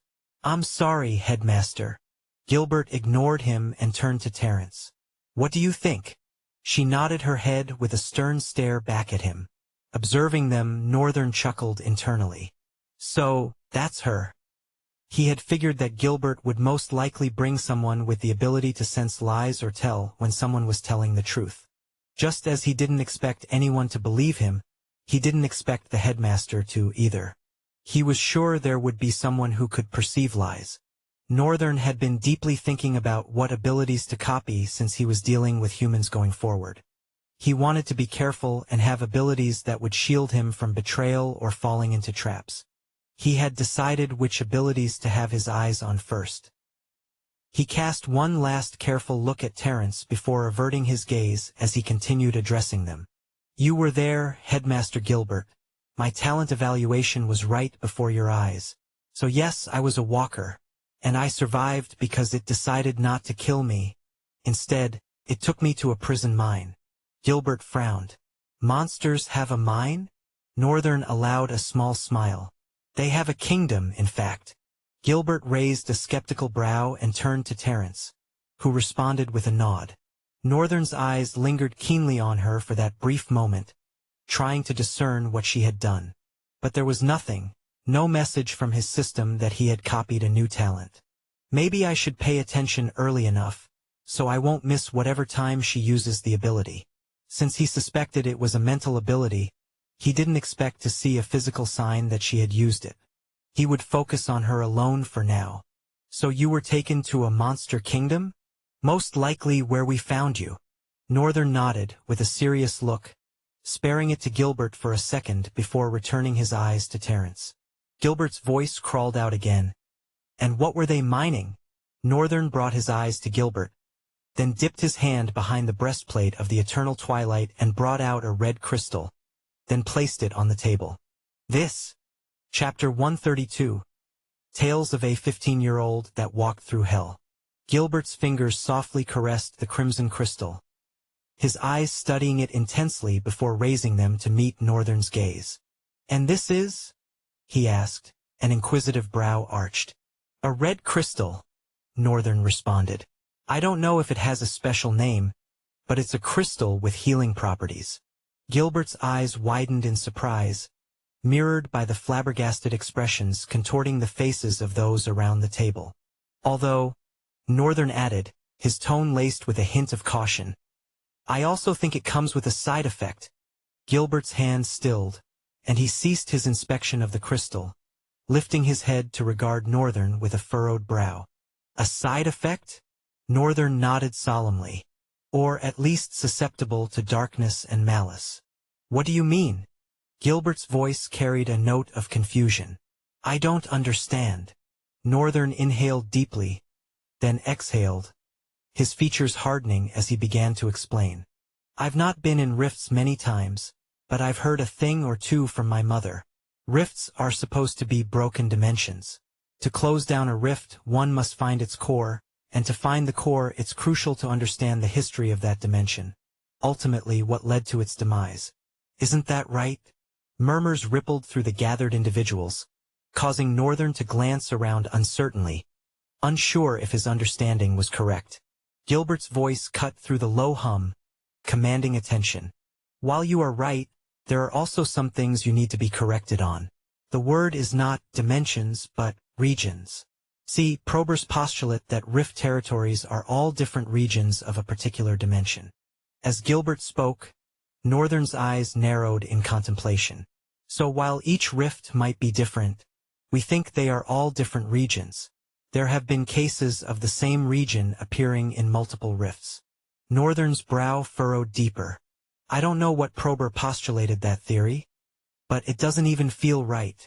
If that were the case, how could one explain the vast, contrasting histories and conditions behind each rift? This particular one was a realm of endless night. If they were all regions of the same dimension, did it mean that there existed a region that never saw the sun's kiss, while others basked in its warmth? It sounded plausible when considering this was a world where anomalies were becoming increasingly common. But Northern wanted to believe no, he had seen enough evidence to know that even those anomalies had a common reasoning behind them. There was no solid reason for his premonition, and yet, after striding along the ethereal weaves of the rift's reality, he could tell that they were wrong. However, those were his thoughts to hold on to for now. Northern nodded his head humbly, meeting Gilbert's gaze as the older man corrected him. So, rifts tear apart these dimensions, and these tears are what appear in our own dimension. All these resources and heritages received by different drifters are believed to have been originally owned by natives of this once united dimension. A glimmer of understanding dawned in Northern's eyes as he nodded in response. That does make a lot of sense. I guess it explains a lot of things. A small, grateful smile tugged at his lips. Thank you very much. You're welcome. Gilbert cleared his throat, a flush of embarrassment coloring his cheeks. Raven's impassive gaze flickered between the two men before settling on Northern. So, this crystal. You were explaining? She prompted, her tone devoid of emotion. Thank you. Northern's expression grew somber as he delved into his explanation. What I mean is that the underlying history of this certain dimension, region is about a mad king who killed his entire kingdom as some kind of ritual to gain unrivaled power. The kingdom is characterized by red mines. These crystals, when struck, can exude a potent bloodlust. I theorized that taking a large amount of something as such could probably increase your thirst for blood and make you slowly descend into the realm of utter madness. His gaze swept over their faces, and he added after a weighted breath. Although this is my own theory based on the things I saw, I only took it in small quantities. But I think it played a major role in why I enjoyed the war there so much. Although, I do think the eyes of the castle lord, in particular, had the main effect. Wait a moment, bro, chill. What do you mean war? A young man with sharp, shark-like teeth and a grating, froggy voice intoned, raising both his brows in bewilderment. Northern rolled his eyes. The weight of his experiences etched lightly into the lines of his face as he recounted. Ah, that's right. There was war. We prisoners were thrown into the fray as meat shields, so the monsters from the kingdom of Red Mine could gain a moment of respite and turn the tide of the battle. But I managed to survive by feigning death and hiding myself amongst other monster corpses. Their faces crumpled into strained frowns, a mixture of fear and pity forming on some, while others regarded him with blatant distrust.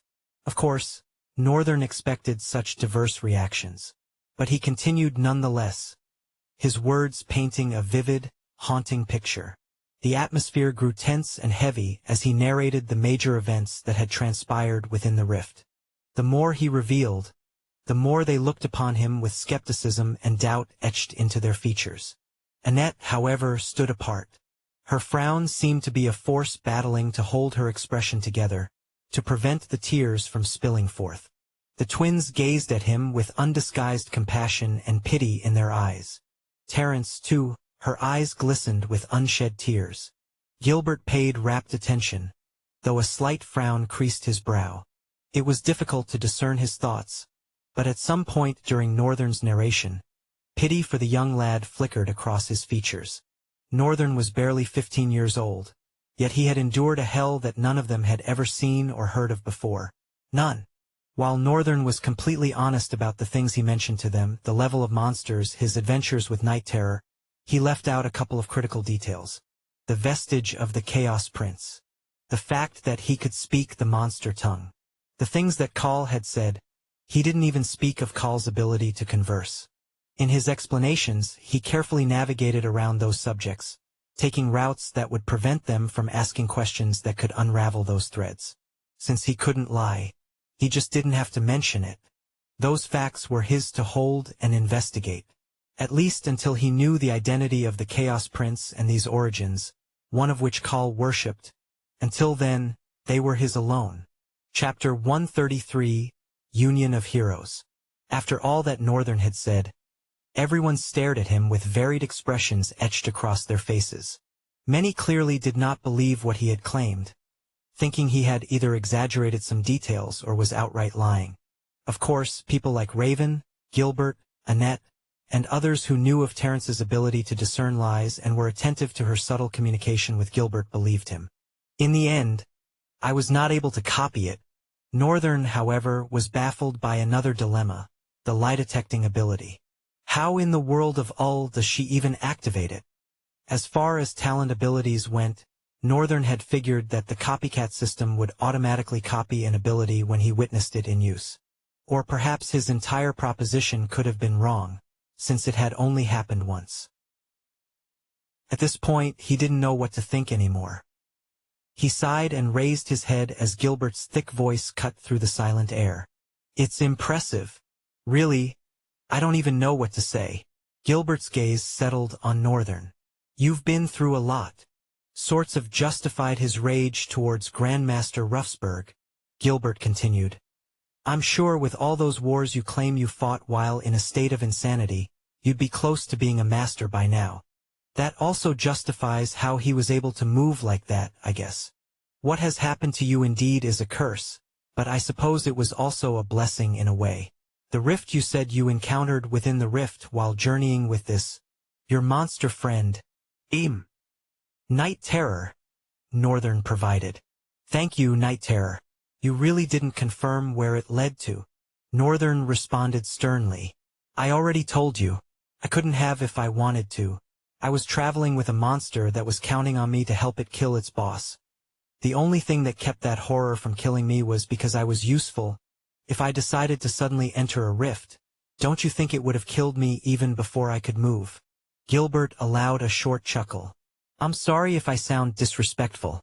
You have to understand that even though all you have said is true, there are many discrepancies and irregularities when compared to what we all have known about rifts, which are facts. I'm as helpless as you are. They are just the things I saw. Gilbert caressed his rough beard. I see. But some things also make sense. When the rift in the center shattered, several kinds of monsters poured out of it. But the stories speak of four strongest. The Bulfer, the Razorulf, the Weldermorn, and the last one, Phrygians. Northern nodded his head as Gilbert counted with his fingers. Which fit the description of the monsters you say are at war with each other. You also claim to have also come across corpse eaters too. And we've also come across monsters like smoke wraiths and gorge maws. He looked at Northern as he continued. If you say you were at war with these 4 major races of monsters, that would mean some way they could enter the rift. I see, it makes sense to deduce that the rift you saw leads to another rift. Gilbert looked around, taking in all their faces before speaking. This would mean that we know what monsters are in the other 3 rifts. Well, the one in the center is an issue, but it's closer to Sloria, and they've not done anything about it. For now, we'll focus on the one that could pose a threat to us. He turned his head back to Northern. Young lad, the last thing we'll need you to do is provide a comprehensive report on the monsters and their abilities. If you can't write, I can have Braham here. I can write, Northern interrupted sharply, frowning. It was understandable why they would think he was incapable of writing, as he had grown up in the outskirts of the city, where most children did not have the luxury of getting a tutor or were not considered intelligent enough to grasp such skills, if taught. The way nobles looked down on countryside folk was even more dire than this, and Northern was somewhat familiar with the game. Oh, okay. Then I'll trust you to make the report. Gilbert paused for a half-second and continued. I think you can be excused with that. Since you are not a member of this union, it's only best that you excuse us while we make further plans, right? Or have you changed your mind? Everyone turned their heads toward Northern. Sly. He's one hell of a sly bastard. Northern curled a corner of his lips and let out a silent scoff. It's fine, headmaster. I still remain firm on my decision. I'll leave now. He bowed and removed himself from the table but stopped as he was about to go further. But do not forget to uphold your end too. Gilbert smiled and responded, Of course. Then Northern walked out of the hall, leaving the Union of Heroes to whatever planning they had to do. Silence ensued in the hall for a couple of seconds, even after Northern had gone completely. Then Arlem's arrogant tone shattered it all. Are we seriously going to believe that story? He inquired, folding his muscled arms. Terence frowned and shot him a response. I was monitoring him closely. There was not a moment where he lied. It's crazy, though. So you're telling me that guy went through all of that and is still alive? A red-haired guy noted, his eyes sparkling with astonishment. I don't think I'd be able to sleep at all knowing a monster is around me. We have to admit it. He's been through hell. Another guy, a black-colored buzz cut with bushy brows, commented. If Lady Terence says that she detected no lie from our survivor. All eyes came on Gilbert as he took a moment of respite and continued. Then I think it's only expected that we believe him. Moreover, his story correlates with some facts that we have seen around. With what he will provide about the monsters, we should be ready to challenge the next rift. Gilbert smiled and stole a glance at Raven, who sat with her usual cold expression. Well, with that, I think that should be the end of today's meeting. Do not forget to go for your hunt when it's your time. Order must be kept in this place, you hear me? His eyes drifted toward Arlem at the last second. Yes, sir. They all voiced out at the same time, their voices all muddled and rough. Chapter 134. The Boy Named Ellis. After being let out of their meeting room, Northern decided to take a look around, not because he was particularly interested in whatever they had managed to build, but because he needed to kill time somehow. Or perhaps he was interested after all. From the open hallway that hosted the door to the meeting hall, Northern walked straight, tracing his steps through his memory of how they had reached here. After the hallway, he took the stairs down and opened a door that revealed the view of the main hall before his eyes. Murmurs and noises from different sources resumed. The place was like a bustling marketplace. Shelters were scattered here and there, and people were engaging in all sorts of business and conversations. One particular vendor was selling items for soul cores. Northern was tempted to meet him since he had some beast-rank soul cores with him, which could fetch him some very good items. But he instantly killed that thought. I have quite a lot of items. I'm not in a rush to get more. He was pretty okay with everything he had right now. He moved forward, looking elsewhere. Another vendor was selling makeshift armors. For guys that don't have enough to get real items, huh? Somehow, Northern's mind was drawn to Braham's subordinate from before. But is it really possible that some people do not have items? He paused for a couple of beats, then looked at the lean-framed boy selling the makeshift armors. He was also selling a few other items. Plates, bowls, cups, chairs. They were all arranged around him while he was seated in the middle, very close to the pathway of the hall adorned by a faded red carpet. Northern approached the vendor and looked down at the items and the boy. "Do you want to buy this mundane armor?" The boy smiled with his eyes. "Ahaha. I doubt you'd want this mundane armor. The one you have on looks pretty cool already." That's right. The Eternal Twilight armor had an almost flawless appearance, its white tunic and cape giving off the feel of a divine hero. Although the white clothes had seen better days, perhaps lost their purity in the process, they were still far better than these makeshift items the boy was selling. And the seller didn't need to be told that much. "You can buy other stuff. Let's see, we have He glanced around, looking for something that might pique Northern's interest. "Oh yes, there's this. It's an alarm clock." He brought up a rectangular wooden box with glass. It must have been constructed with materials scavenged from the surplus in the castle and other magnificent buildings around the capital. Northern didn't even concern himself with the thought and simply stared at the alarm clock indifferently. "It's a magnificent thing. I can't help but wonder who created it." "What do I pay with?" he asked. The boy's eyes glowed with enthusiasm. "Anything you think you can part with. Could be an item that is useless to you. Anything would do just fine." For a second he looked desperate. And it didn't get past Northern. The boy stared intensely at Northern, waiting for a reply. A couple of seconds later, however, his brows furrowed slowly. A spark of recognition ignited in his eyes as he looked at Northern. "It's you!" he suddenly shouted as he remembered clearly. Northern looked at the boy and raised a brow, glancing back and forth before pointing to himself questioningly. "Me?" The boy answered immediately. "Yes, you. It's you from the Academy Gate. Do you remember?" Northern frowned slightly. "He's from the Academy?" I had no doubt that he was a native of this continent. It was natural to think that everyone here was a native of Stelia, the Starlock continent, and the heroes of justice with their party members were students. Moreover, this boy looked nothing like a student. His hair was rough and tangled, black stains stippled across his face, and his clothes were no different from rags. Graham's subordinate from before was 100 times better off. "Even though I don't know him, I'm curious." Northern allowed an accommodating smile. "I'm not sure I remember you. Please, can you remind me?" The boy's eyes flung open, as if butterflies had flown out of Northern's face and flushed his own. There was something about Northern's approach that pulled him in like a whirlpool. He quickly shook his head and lowered his gaze before responding. "I'm Ellis Rutforn," he said, looking away. Northern arched a brow. What's with that reaction?" He refocused on the boy, recalling the name he had provided. "Ellis, eh? Ellis, I am."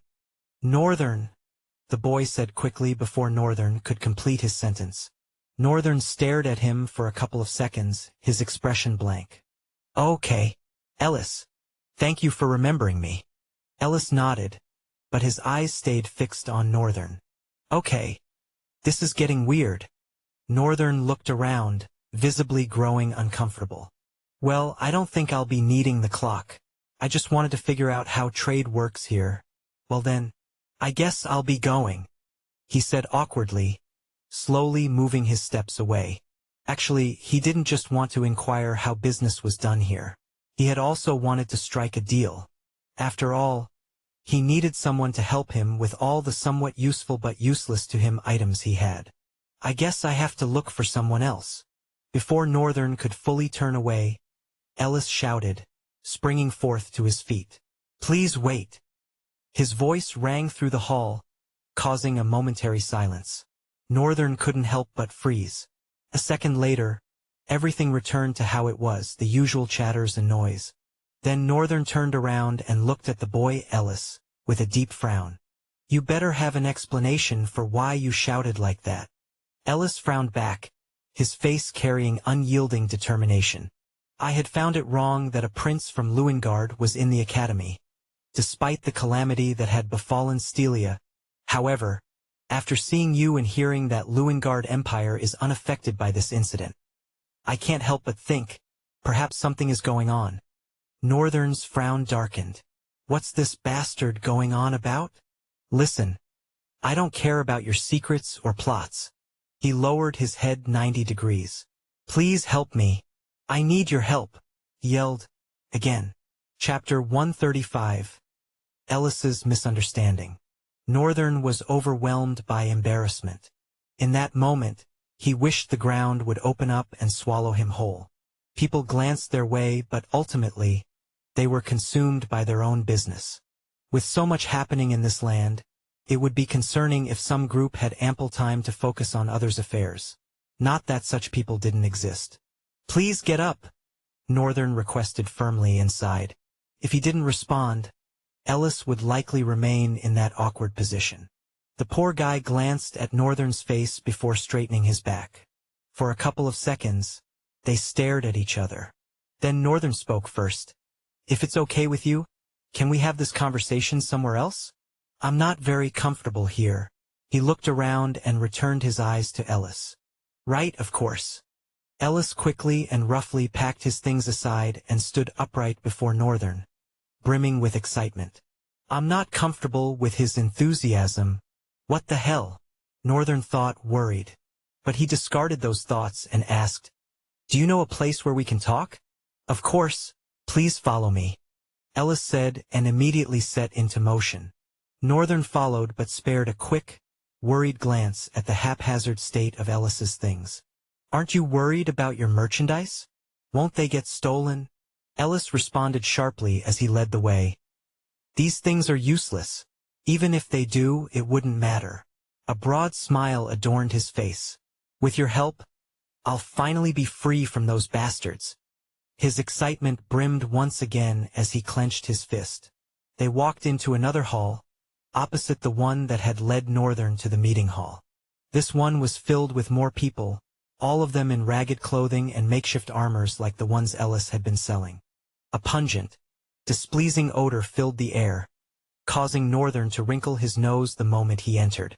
Plus, the hall was quite narrow and dark, making it a terrible place to breathe, let alone live.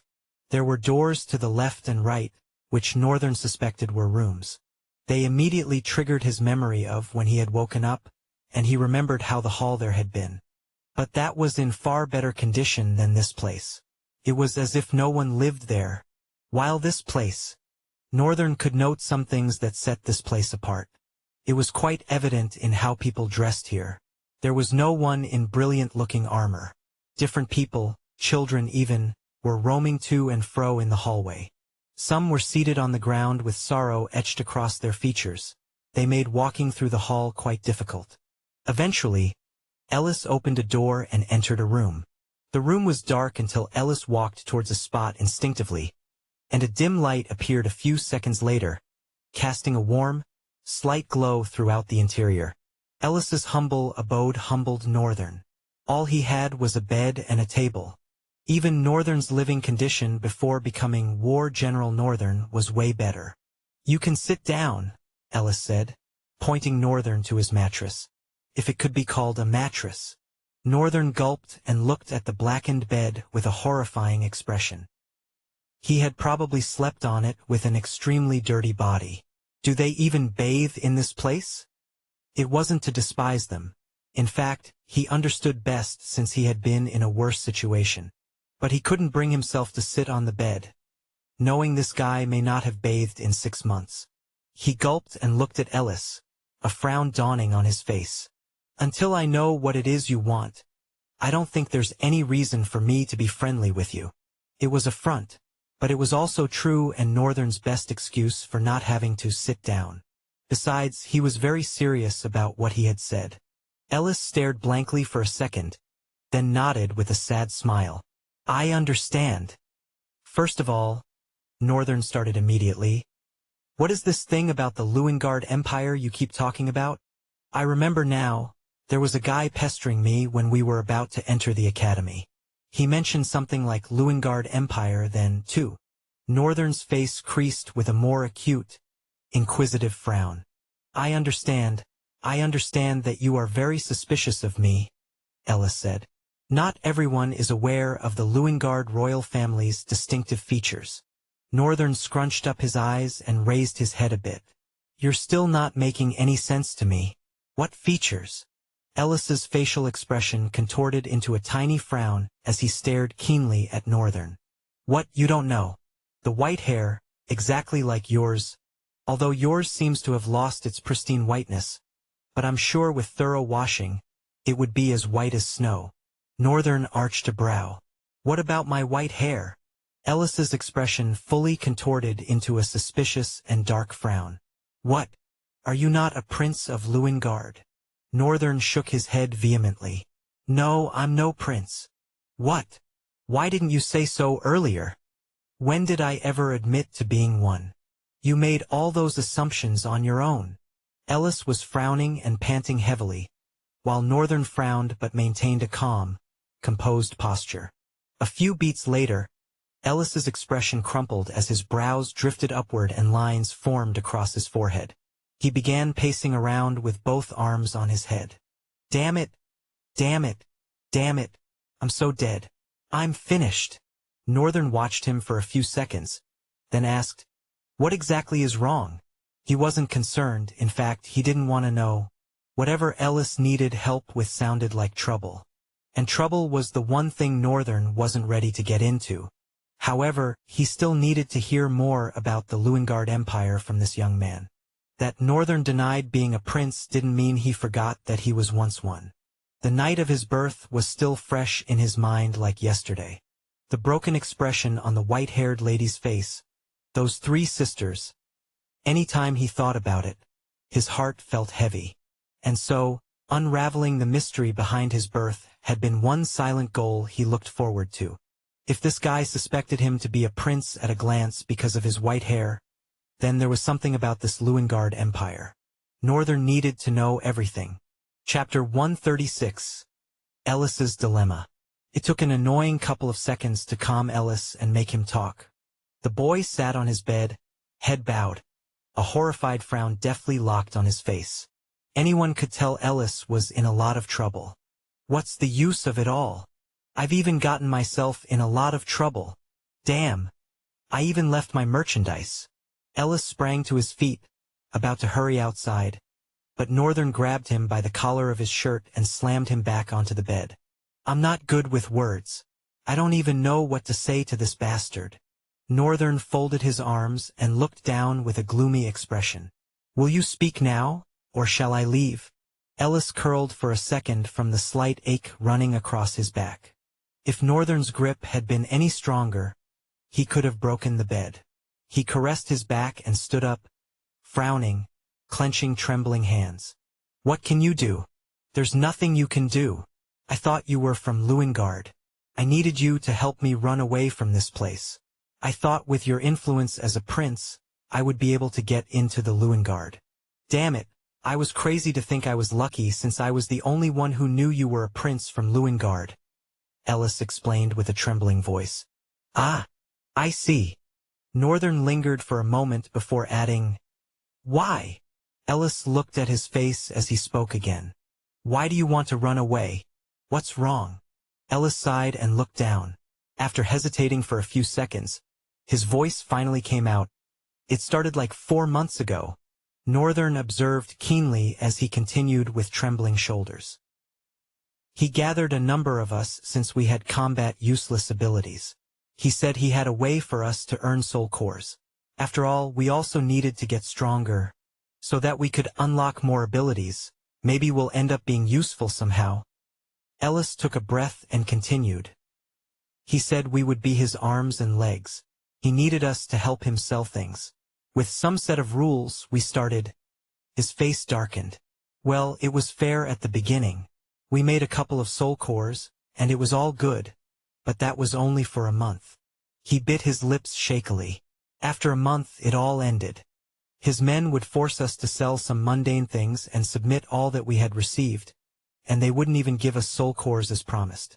When we refused, they would beat the hell out of us and even seize our ration of meat. Bullying, huh? It existed everywhere. No matter how dire the disaster, there would always exist some nutjobs who would rise for the sole purpose of taking advantage of the weak and bullying them.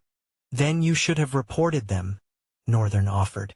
I'm sure if you report these guys to the party leaders, they'll offer some kind of solution. Ellis's face grew heavy and grim as he lashed out. No way! That's even worse. If we report to the party leaders, then the matter will get out. If it does, then he gets to know about it. Do you think they'll punish someone strong and useful like him? He has an ability that is so valued around here. No one can dispose of him. It will only fall back on us. Northern raised a brow as Ellis shouted, Quiet down. Your tone is getting annoying. For some reason, chills ran down Ellis's spine. He immediately recomposed himself, lowered his head, and apologized. I'm sorry. I guess it does make a lot of sense. The party leaders are the strongest set of people picked by the headmaster himself. It would be stupidity to dispose of them just because of some weaklings being bullied. Northern sighed. As I suspected, it is real trouble. I don't mind messing up with any of the party leaders, but I don't really see the need to. People get bullied every day, whether he interferes or not. It was a constant of life that would never change. As far as things went, Northern wasn't even aware of their abilities. Although he was quite confident in his ability. Worst came to worst, Night Terror would finish it. He could also materialize Kaal's soul onto himself and decimate them all or use chaos. There were several options to end the fight. Really, so he wasn't scared of any of them. But he was going to go about things the easiest route, a path that would certify his individualistic growth and the growth of his skill. He also looked forward to putting the formless attribute to use. To put it simply, Northern was in a way looking forward to fights. At the same time, he was very careful. And most importantly, he wasn't about to do anything for free. Northern closed and opened his eyes. I can help. Ellis gritted his teeth and looked away, clenching his fist. You can't. You don't know him. He's very strong. Even amongst other leaders, not more than 3 can defeat him. Northern exhaled, and immediately, the atmosphere became ridden with a tight tension. Ellis felt like his body became heavy. All of a sudden, it became a lot of work to keep standing. He tried to look into Northern's eyes, but horror gripped him by the heart.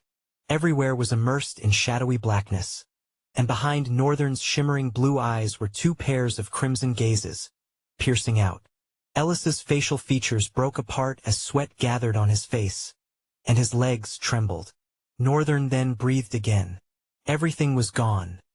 The darkness, the monstrous glare, as though it had never happened. What was that? Ellis stammered. A little smile curved a corner of Northern's lips. Since you are so sure that no one can defeat this leader of yours, I figured I'd show you a glimpse of my ability. An unbelieving frown broke out on Ellis's face. Seriously? That was you? Those eyes. Those monstrous eyes. I felt like I would be swallowed by the darkness. Northern chuckled evilly. It's good that you know the feeling of dread. That way you can tell how dreadful I am. He closed his eyes for a moment before speaking. So, I'll tell you one last time, Ellis. I can help you. Ellis's eyes glistened. However, the joy in them was killed a second later as Northern's face became dark with a stern frown. But why should I? Chapter 137. Another Night Terror? Nah, no way. Northern folded his arms. His eyes locked on Ellis's faltering gaze. What do you mean? What do you mean why? It's injustice. If you can help, shouldn't you?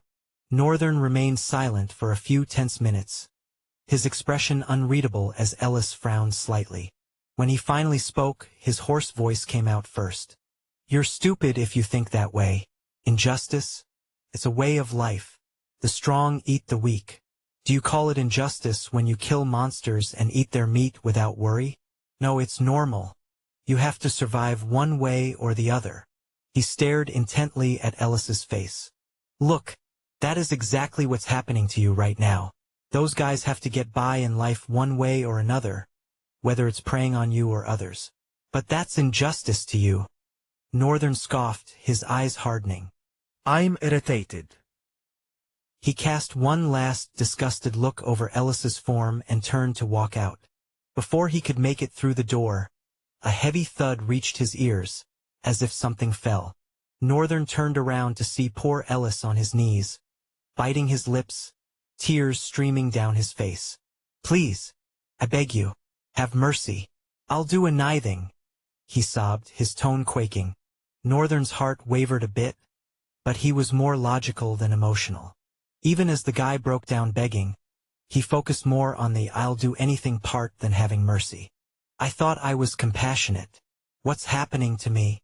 For a moment, Northern was afraid of what he was becoming. This emptiness he sometimes felt was becoming concerning. First, it happened with Mr. Fluffy. If he didn't deliberately caution himself, he wouldn't have minded killing the beast. And now, he didn't mind leaving this guy to his troubles. He had a fundamental belief that Ellis would live through it eventually. It was his own story. After all, no one came to his own aid either. Northern sighed, then his voice came. "Since you say you'll do anything, it's fine. I'll help you." He turned away and turned the doorknob, opening it. "But you're going away?" Ellis's voice quickly followed, causing Northern to look back at him. "Well, yes, I am." "What? Do you want me to babysit you? Or do you want to live with me?" Ellis lingered for a second, then responded, his tone utterly tamed. I don't mind." Northern let out a big laugh immediately, then shook his head at Ellis. "Trust me, you do mind. You'll prefer your life here. Don't worry, I'll be around. Should anything happen, just scream dark terror regardless of where you are." He waved and went off, slamming the door behind him. Ellis collapsed into a sitting position and stared blankly for a few seconds. Then he bowed his head into his hands, as if to scream, but didn't. Instead, he slammed his fist hard on the ground, instantly regretting it as his knuckles protested in cruel pain. Northern found his way back to the main hall and walked outside himself. Immediately the door opened. Mr. Fluffy's ears flew up, causing the white wolf to spring to its feet. Its eyes glistened as Northern descended the stairs, and the moment his feet touched the last step, the beast dashed at him, dancing around excitedly. Northern patted the wolf with a soft chuckle. "Seriously, what am I going to do with you? It's a nice wolf, isn't it?" Immediately Northern heard the voice. A sharp pressure pierced through the air, causing Northern to scowl and turn swiftly, materializing a dagger that stopped at the person's neck. Lines formed beneath his scowl before his eyes widened in recognition. Raven looked into his face and curved up a corner of her lips. But Northern was still frowning, albeit slightly. "What's funny? Is she toying with me? Was the bloodlust or spiritual release?" Just now, he was not mistaken. He had felt an overwhelming amount of killing intent, sharp as the edge of a sword and directed at him. One that resolved him to want to slit the person's throat in one go. And he had only stopped because the moment his dagger fully materialized as his hand lashed forward, the killing intent completely disappeared. That's one hell of control. It was incredibly dangerous, but he had to admit it. "I can't tell if it's bloodlust or spiritual release. Sure, I could have done something like that, but only with bloodlust." Northern had experienced bloodlust many times. Eventually he'd been able to use it too. It worked like spiritual release but could not cause physical harm, while it was very possible for spiritual release to cause physical harm. The point of spiritual release is that essences are augmented enough to tear through air. They become very dense and able to materialize while maintaining an invisible nature. Bloodlust was an actualization of one's thirst for blood. It's possible to hate a being and desire to kill that being, and the being wouldn't even notice at all. It had happened before. But when one has slain and slain and slain, the scent of blood begins to linger around them. It gets thicker and stronger with each blood they take, and eventually, it gets to a level where it can materialize and be felt even by mundane beings. That feeling when one can tell that death is lingering behind them even without having to look. Northern doubted if Raven was a master. If so, that would mean that what he experienced just now was her bloodlust. But this much? Just how many monsters has she killed? And controlling it to this level. Northern felt like he had just crossed path with another monster. Another night terror for some reason. He didn't even know bloodlust was something that could be controlled. Nah, let's not give her so much credit. Night terror is on another level. The smile on your lips is irritating. I'll have you get rid of it. Even with his words, Raven was still smiling, looking at him with sparkling red eyes that hid some level of coldness. Her intensive look made creeps crawl on Northern's skin. He withdrew his hand and hid it behind his back, then brought it out with no dagger. For a split second, Raven's eyes followed that movement. Then she brought her gaze back to his face and finally erased her smile. Sage Gilbert asked me to provide you with whatever information you'll be needing. Northern patted Mr. Fluffy's smooth, flat head as he responded, "Oh, okay. I thought he'd send Instructor Annette since that'll be easier for me. Maybe something is going on between them as I guessed, and maybe it's deeper. You sound dissatisfied." "I'm not exactly satisfied." Northern allowed a little creepy grin. Admittedly, his smiles had improved after getting out of the rift, but this one suddenly felt off. Maybe he was trying too hard. Raven ignored his look and said, "If you need knowledge on everything there is about a drifter and talents, there's no one else that can best me. I guarantee you that." "That's rather arrogant of you." "There's nothing arrogant about me. It's just plain truth." She cocked her head to the side, causing her black hair to tilt. "Shall we move? Or do you want to have your lecture here?" Chapter 138. Instructor Raven. Raven and Northern walked outside the castle as she began her explanation to him. She skipped the basics since Northern was already equipped with that knowledge, even though he had learned it the hard way. Some he had an idea of because of his mother, so he didn't need a thorough expansion. But others... Wait, so you're saying it's impossible to increase the class of talents? Raven glanced at him and nodded, then turned front as she continued walking. "There's a reason talents are ranked into classes." She nodded a greeting as a young woman in ragged clothes passed by. Turning to Northern, she continued, "Talents, in their core, are a class. They determine the route to power a drifter takes. These classes are grouped into 3 basics: warrior, mage, and engineer." She nodded another greeting. "The warriors. Swordsmen, knights, archers, hand-to-hand combatants." Northern interrupted politely. "Yes, and the mage class are drifters whose talents, without learning an art, give them abilities that can't be used with weapons and somehow overcome the limitation of distance. Then we have engineers, whose talents are great for utilities." Northern nodded in understanding. Ranking talents would have been against their stagnant nature. And since drifters didn't have a definitive classing system, talents were classed instead. "I think I understand. Your talent class means your route to power and how efficient it is, which is supposed to be the grading. Then that grading is constant and cannot be changed." Raven nodded. "It's nice to see you getting it. You're a natural.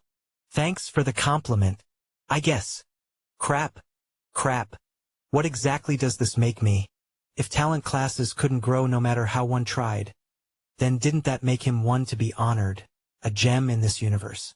I can evolve talent classes, make them better than they were. Of course, that was currently for himself alone, for now. And I can have multiple talents. In the long run, have multiple talent abilities. In a way, it could be said that I have multiple classes and may choose to be whatever I want. I could even have a different persona for each talent. Or I can decide which kind of fighter I want to be. A warrior today, maybe a mage tomorrow. Hell, I could even be an engineer if I wanted. The limitations placed on the copycat ability had made Northern not think too much about it. But in the long run, he was bound to eventually become the strongest being in Trial. Or so he felt. I just need to be very delicate about the talents I copy.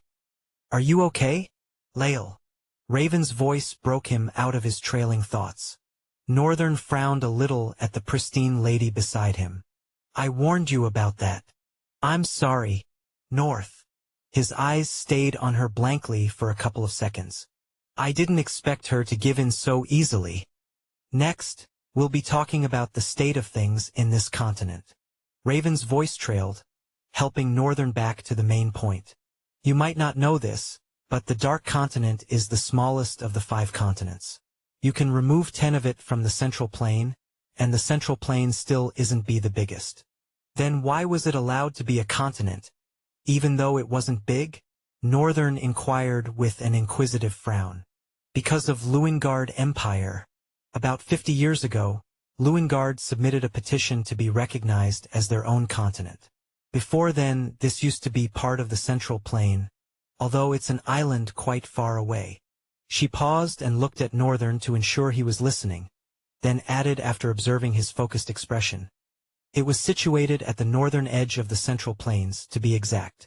Northern looked at her for a couple of seconds, both their expressions gravely blank. Is she trying to make a jest of me with that face? Raven looked like an unfeeling robot, one incapable of changing facial expressions.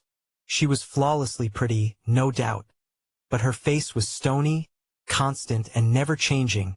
There were moments of small smiles, but they usually didn't last long and came once in a blue moon. They stood at the edge of the outer settlement, marked by a bridge that arched over a dried-out drainage system, a gutter of some sort. Raven leaned on the concrete frame and folded her arms as she resumed. Because of its power and influence, Luingard was eventually granted permission by the 7 Kingdoms Council. Right, I know about that one. It's the Council of the 7 Kingdoms in the Central Plain that rose as a contingency measure to balance the growing of Riemgard Empire.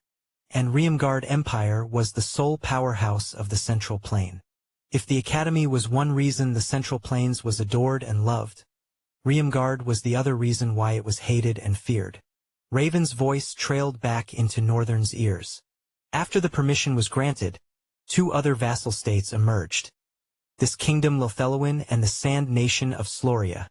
Northern could roughly guess. Sand Nation, they're probably situated around the desert.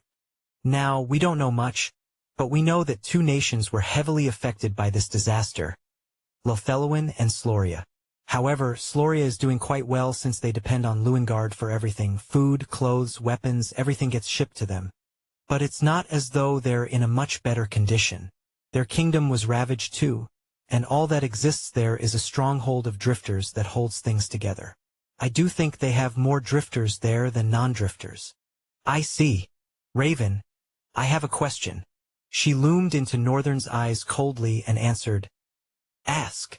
Why didn't Sloria or the people from Lothelowin just move to Luingard? You said they were unaffected by the disaster. Wouldn't it be much safer with the power of the Empire? They'll be able to fight the rifts and eventually win. Raven shook her head somberly, lingering before she responded. Luingard Empire has walls as high as the academies. Their gates are locked to outsiders. No one has even seen what it's like on the inside. Everything is encased within a colossal wall. Northern nodded as her words sank in. Now I understand why Ellis needed my influence, thinking I was a prince from Luingard. Northern raised his gaze again, his eyes folded with determination. Raven, I have one more question. Chapter 139. You'd be shocked. Raven silently consented for Northern to ask his question. She didn't say anything, merely looking at him as he opened his mouth. So, how are soul cores absorbed? Raven's eyes widened. For an expressionless being like her, this moment was priceless, deserving a space on a trophy shelf. Northern had managed to surprise her. A moment later, though, her widened eyes crumpled into a deep frown that made her crimson eyes radiate a deadly glow. Are you joking with me? Northern closed his eyes and made a polite smile, his hands behind his head. I'm so sorry. I didn't mean it that way. It's just that I'm quite inexperienced in a lot of things. Raven's frown lingered for 3 more seconds before she relaxed her face into its usual expression. You don't know? I don't know, Northern responded with a shy nod, still scratching the back of his head and trying to smile, which again looked awful on him. Raven stared silently, then blinked and started. Absorbing soul cores is simple. There is a general method which every drifter knows, common knowledge that is taught. However, Several clans and nobles have managed to develop more potent methods, each fashioned to fit their body formation, battle style, and soul properties. So today, there are several methods used to absorb essence from soul cores, but I can guarantee you that all of them were developed from the general method. Northern nodded as she finished. Essence absorption had been one of his concerns, not because he was looking forward to absorbing soul essence one day. As far as things went, that was still impossible. But if there existed a slight way to increase the amount of void essence in his soul, it's just a presumption. I shouldn't expect too much from it. Northern discarded the thoughts and looked at Raven, as silvery voice rang. Can I continue my lectures now? He nodded to her with a stern facial expression, that of a student ready to devour every bit of knowledge their teacher had to offer. Raven continued. Because Sloria and Lewingard act as though this disaster is none of their concern. Her facial lines creased into a scowl. The people of Lothellowen suffered the most damage and couldn't survive much. Their population was heavily affected. That's strange, though. Weren't Lothellowen supposed to be a vassal state of Lewingard too? You said that earlier. Raven raised a corner of her lips. Nice. He pays attention to details. The slight smirk disappeared before it could be noticed. Before the disaster, the king of Lothellowen was already defying the empire and wanted to cut alliances with them. Northern raised a brow. Isn't that stupid? In a continent of only 3, they want to break away from the lordship of the strongest. Won't that lead to their ruin? He looked at Raven intently. I suppose the king wouldn't have just wanted to do that, except he had a backing. His thinking is intelligent too, Raven remarked inwardly. The past is no concern of ours. What matters is that because of this act, Lothellowen was completely abandoned, and its people were left to suffer. Eventually, they scattered everywhere and found safe havens in mountains and caves, managing to live away from monsters and continuing their lives. Northern turned to look at the ragged people of the outer settlement. He could see kids amidst them, some seated in front of their tents here and there. Then he looked back at Raven. I'm quite shocked that they still manage to reproduce even when faced with such horrors. Humans are one funny thing. Raven watched him keenly, as she had since the first day they met. He's mysterious, she thought, then continued. When we arrived, we had to settle somewhere. Going to the caves seemed like the best option, but it would have been a stupid idea. Because of the mentality ingrained, right? Northern continued, causing Raven to raise her eyes. If you had chosen to live with the native people and accepted their way of life, it would have been hard to leave or make the students leave. They probably have weak mentalities and are only thinking about survival. That would have offered them the best thing they were looking for: safety and comfort. A small smile made it to his lips and ran away half a second later, replaced by a fearsome glare as he went on. While those two things do sound like the best, they could be incredibly fatal. Because once they all get comfortable and safe, they'll abandon the idea of ever returning home. As long as there's food, they'll eventually continue living in this disaster and eventually forget it all. They'll just live, like worthless nobodies, all because of fear, comfort, and safety. The surprise on Raven's face took longer to wipe off this time. I want him. Her eyes glittered. Perhaps, in all her life, Northern was the one person who had managed to amaze her so well. His thought pattern is so impressive. Raven had been unable to convince any of the students. It was useless. They couldn't see what she was doing when she told them to head to the capital of Lothellowen and confront the monsters now that they had the strength. Luckily, Gilbert, Annette, and the twins were already there. With the presence of a sage, the students were eventually able to fight. And Gilbert also understood her point after much explanation. But Northern was different. She didn't even need to explain things to him. It was like he was thinking the exact same way she was. But there's something I don't understand. If his thought is this efficient, why did he refuse to join the parties? Surely, he should have seen that this could be the best course of action for him.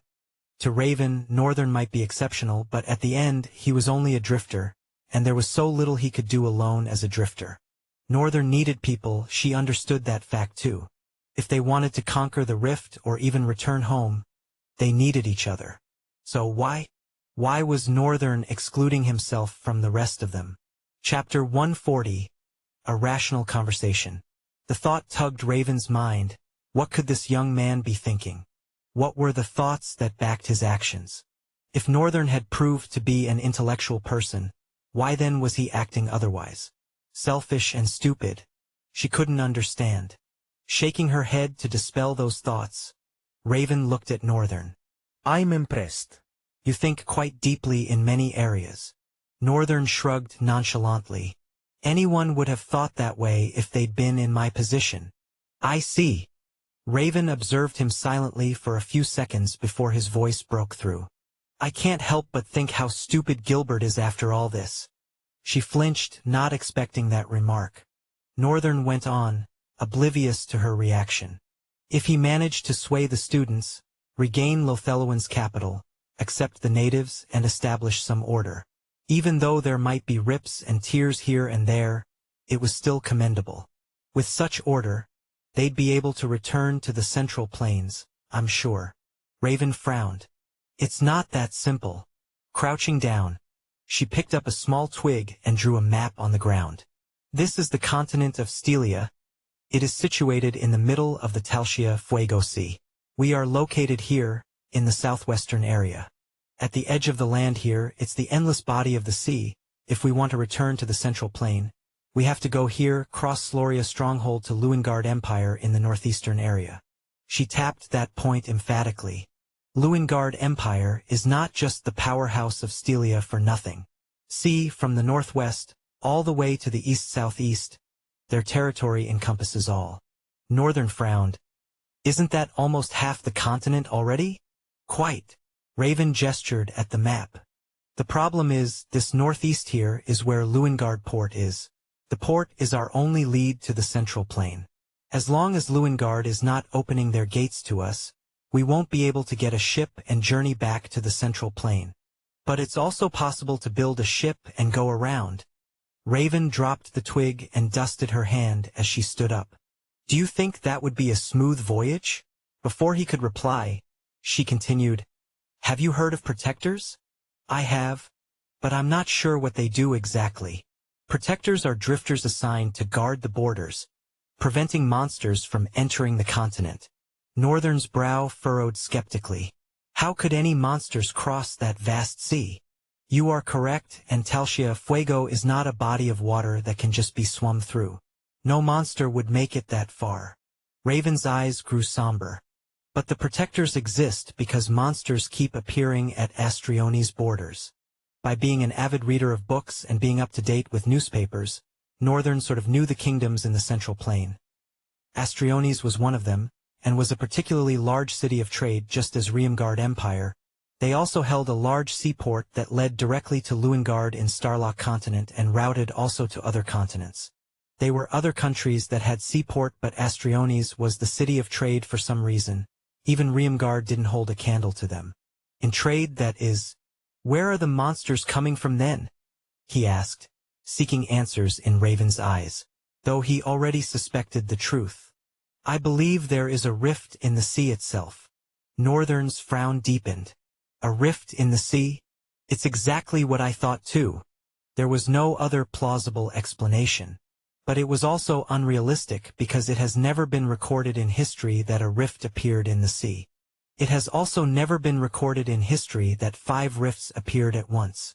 The world was slowly changing, and everything was beginning to get uncertain and tremendously dangerous. I see, even if you go to Lewingard, the journey to the Central Plain would be a perilous one, but at least there is a good ship that can withstand whatever dangers will come. But building a ship, it can never be as good as those vessels of tidal war that Lewingard might possess. Raven nodded solemnly. Correct. Correct. Crazy, I'm almost convinced. But nah, that's just dumb. I mean, why not just focus all your energy on going to the Lewingard Empire? You guys are gonna go there in the end, are you not? Raven looked at him, then looked around, her gaze plowing through the people as they went on with their various activities. Do you really think they'll feel at home in the Central Plain? Northern arched a brow and turned his head. for a moment trying to look at what Raven was seeing as she stared at them and talked. He turned his head back toward her. Feeling at home is a luxury. There, they'll have food, better clothes and living conditions than this place where death lurks around every corner. At least there, they can truly live in peace. And what of this place? Raven pressed. What becomes of it? Lewingard Empire will eventually deal with it. Raven frowned. What do you mean? How can you be sure? They've neglected the state of the continent for nearly 30 years. Which is strange. If they are an empire, they have the power and might to close down these rifts, yet they have not moved a bit. No matter how nonchalant a nation may be, they can't just leave destruction lurking around their borders. These monsters are not predictable, and an amazingly sad fact is that they have a vicious gene of adaptation. They could tear down even tall walls in order to reach their prey. Except the Emperor of Lewingard is stupid. It makes no sense that they are blatantly ignoring the existence of this monsters just because they are defended from it. Raven slightly narrowed her eyes. You are implying? A gleam entered Northern's eyes. They have something to gain from it. If you want access to fast updates or the full novel in high-quality audio, contact me now and buy. I offer over 300 complete audiobooks from Pocket FM, Webnovel, Audible, and more. No locked episodes, no subscriptions. Just one-time payment via PayPal or Ko-fi. Message me directly on Telegram or WhatsApp, or check out the full list of available novels on Discord. Start listening to your next favorite audiobook today.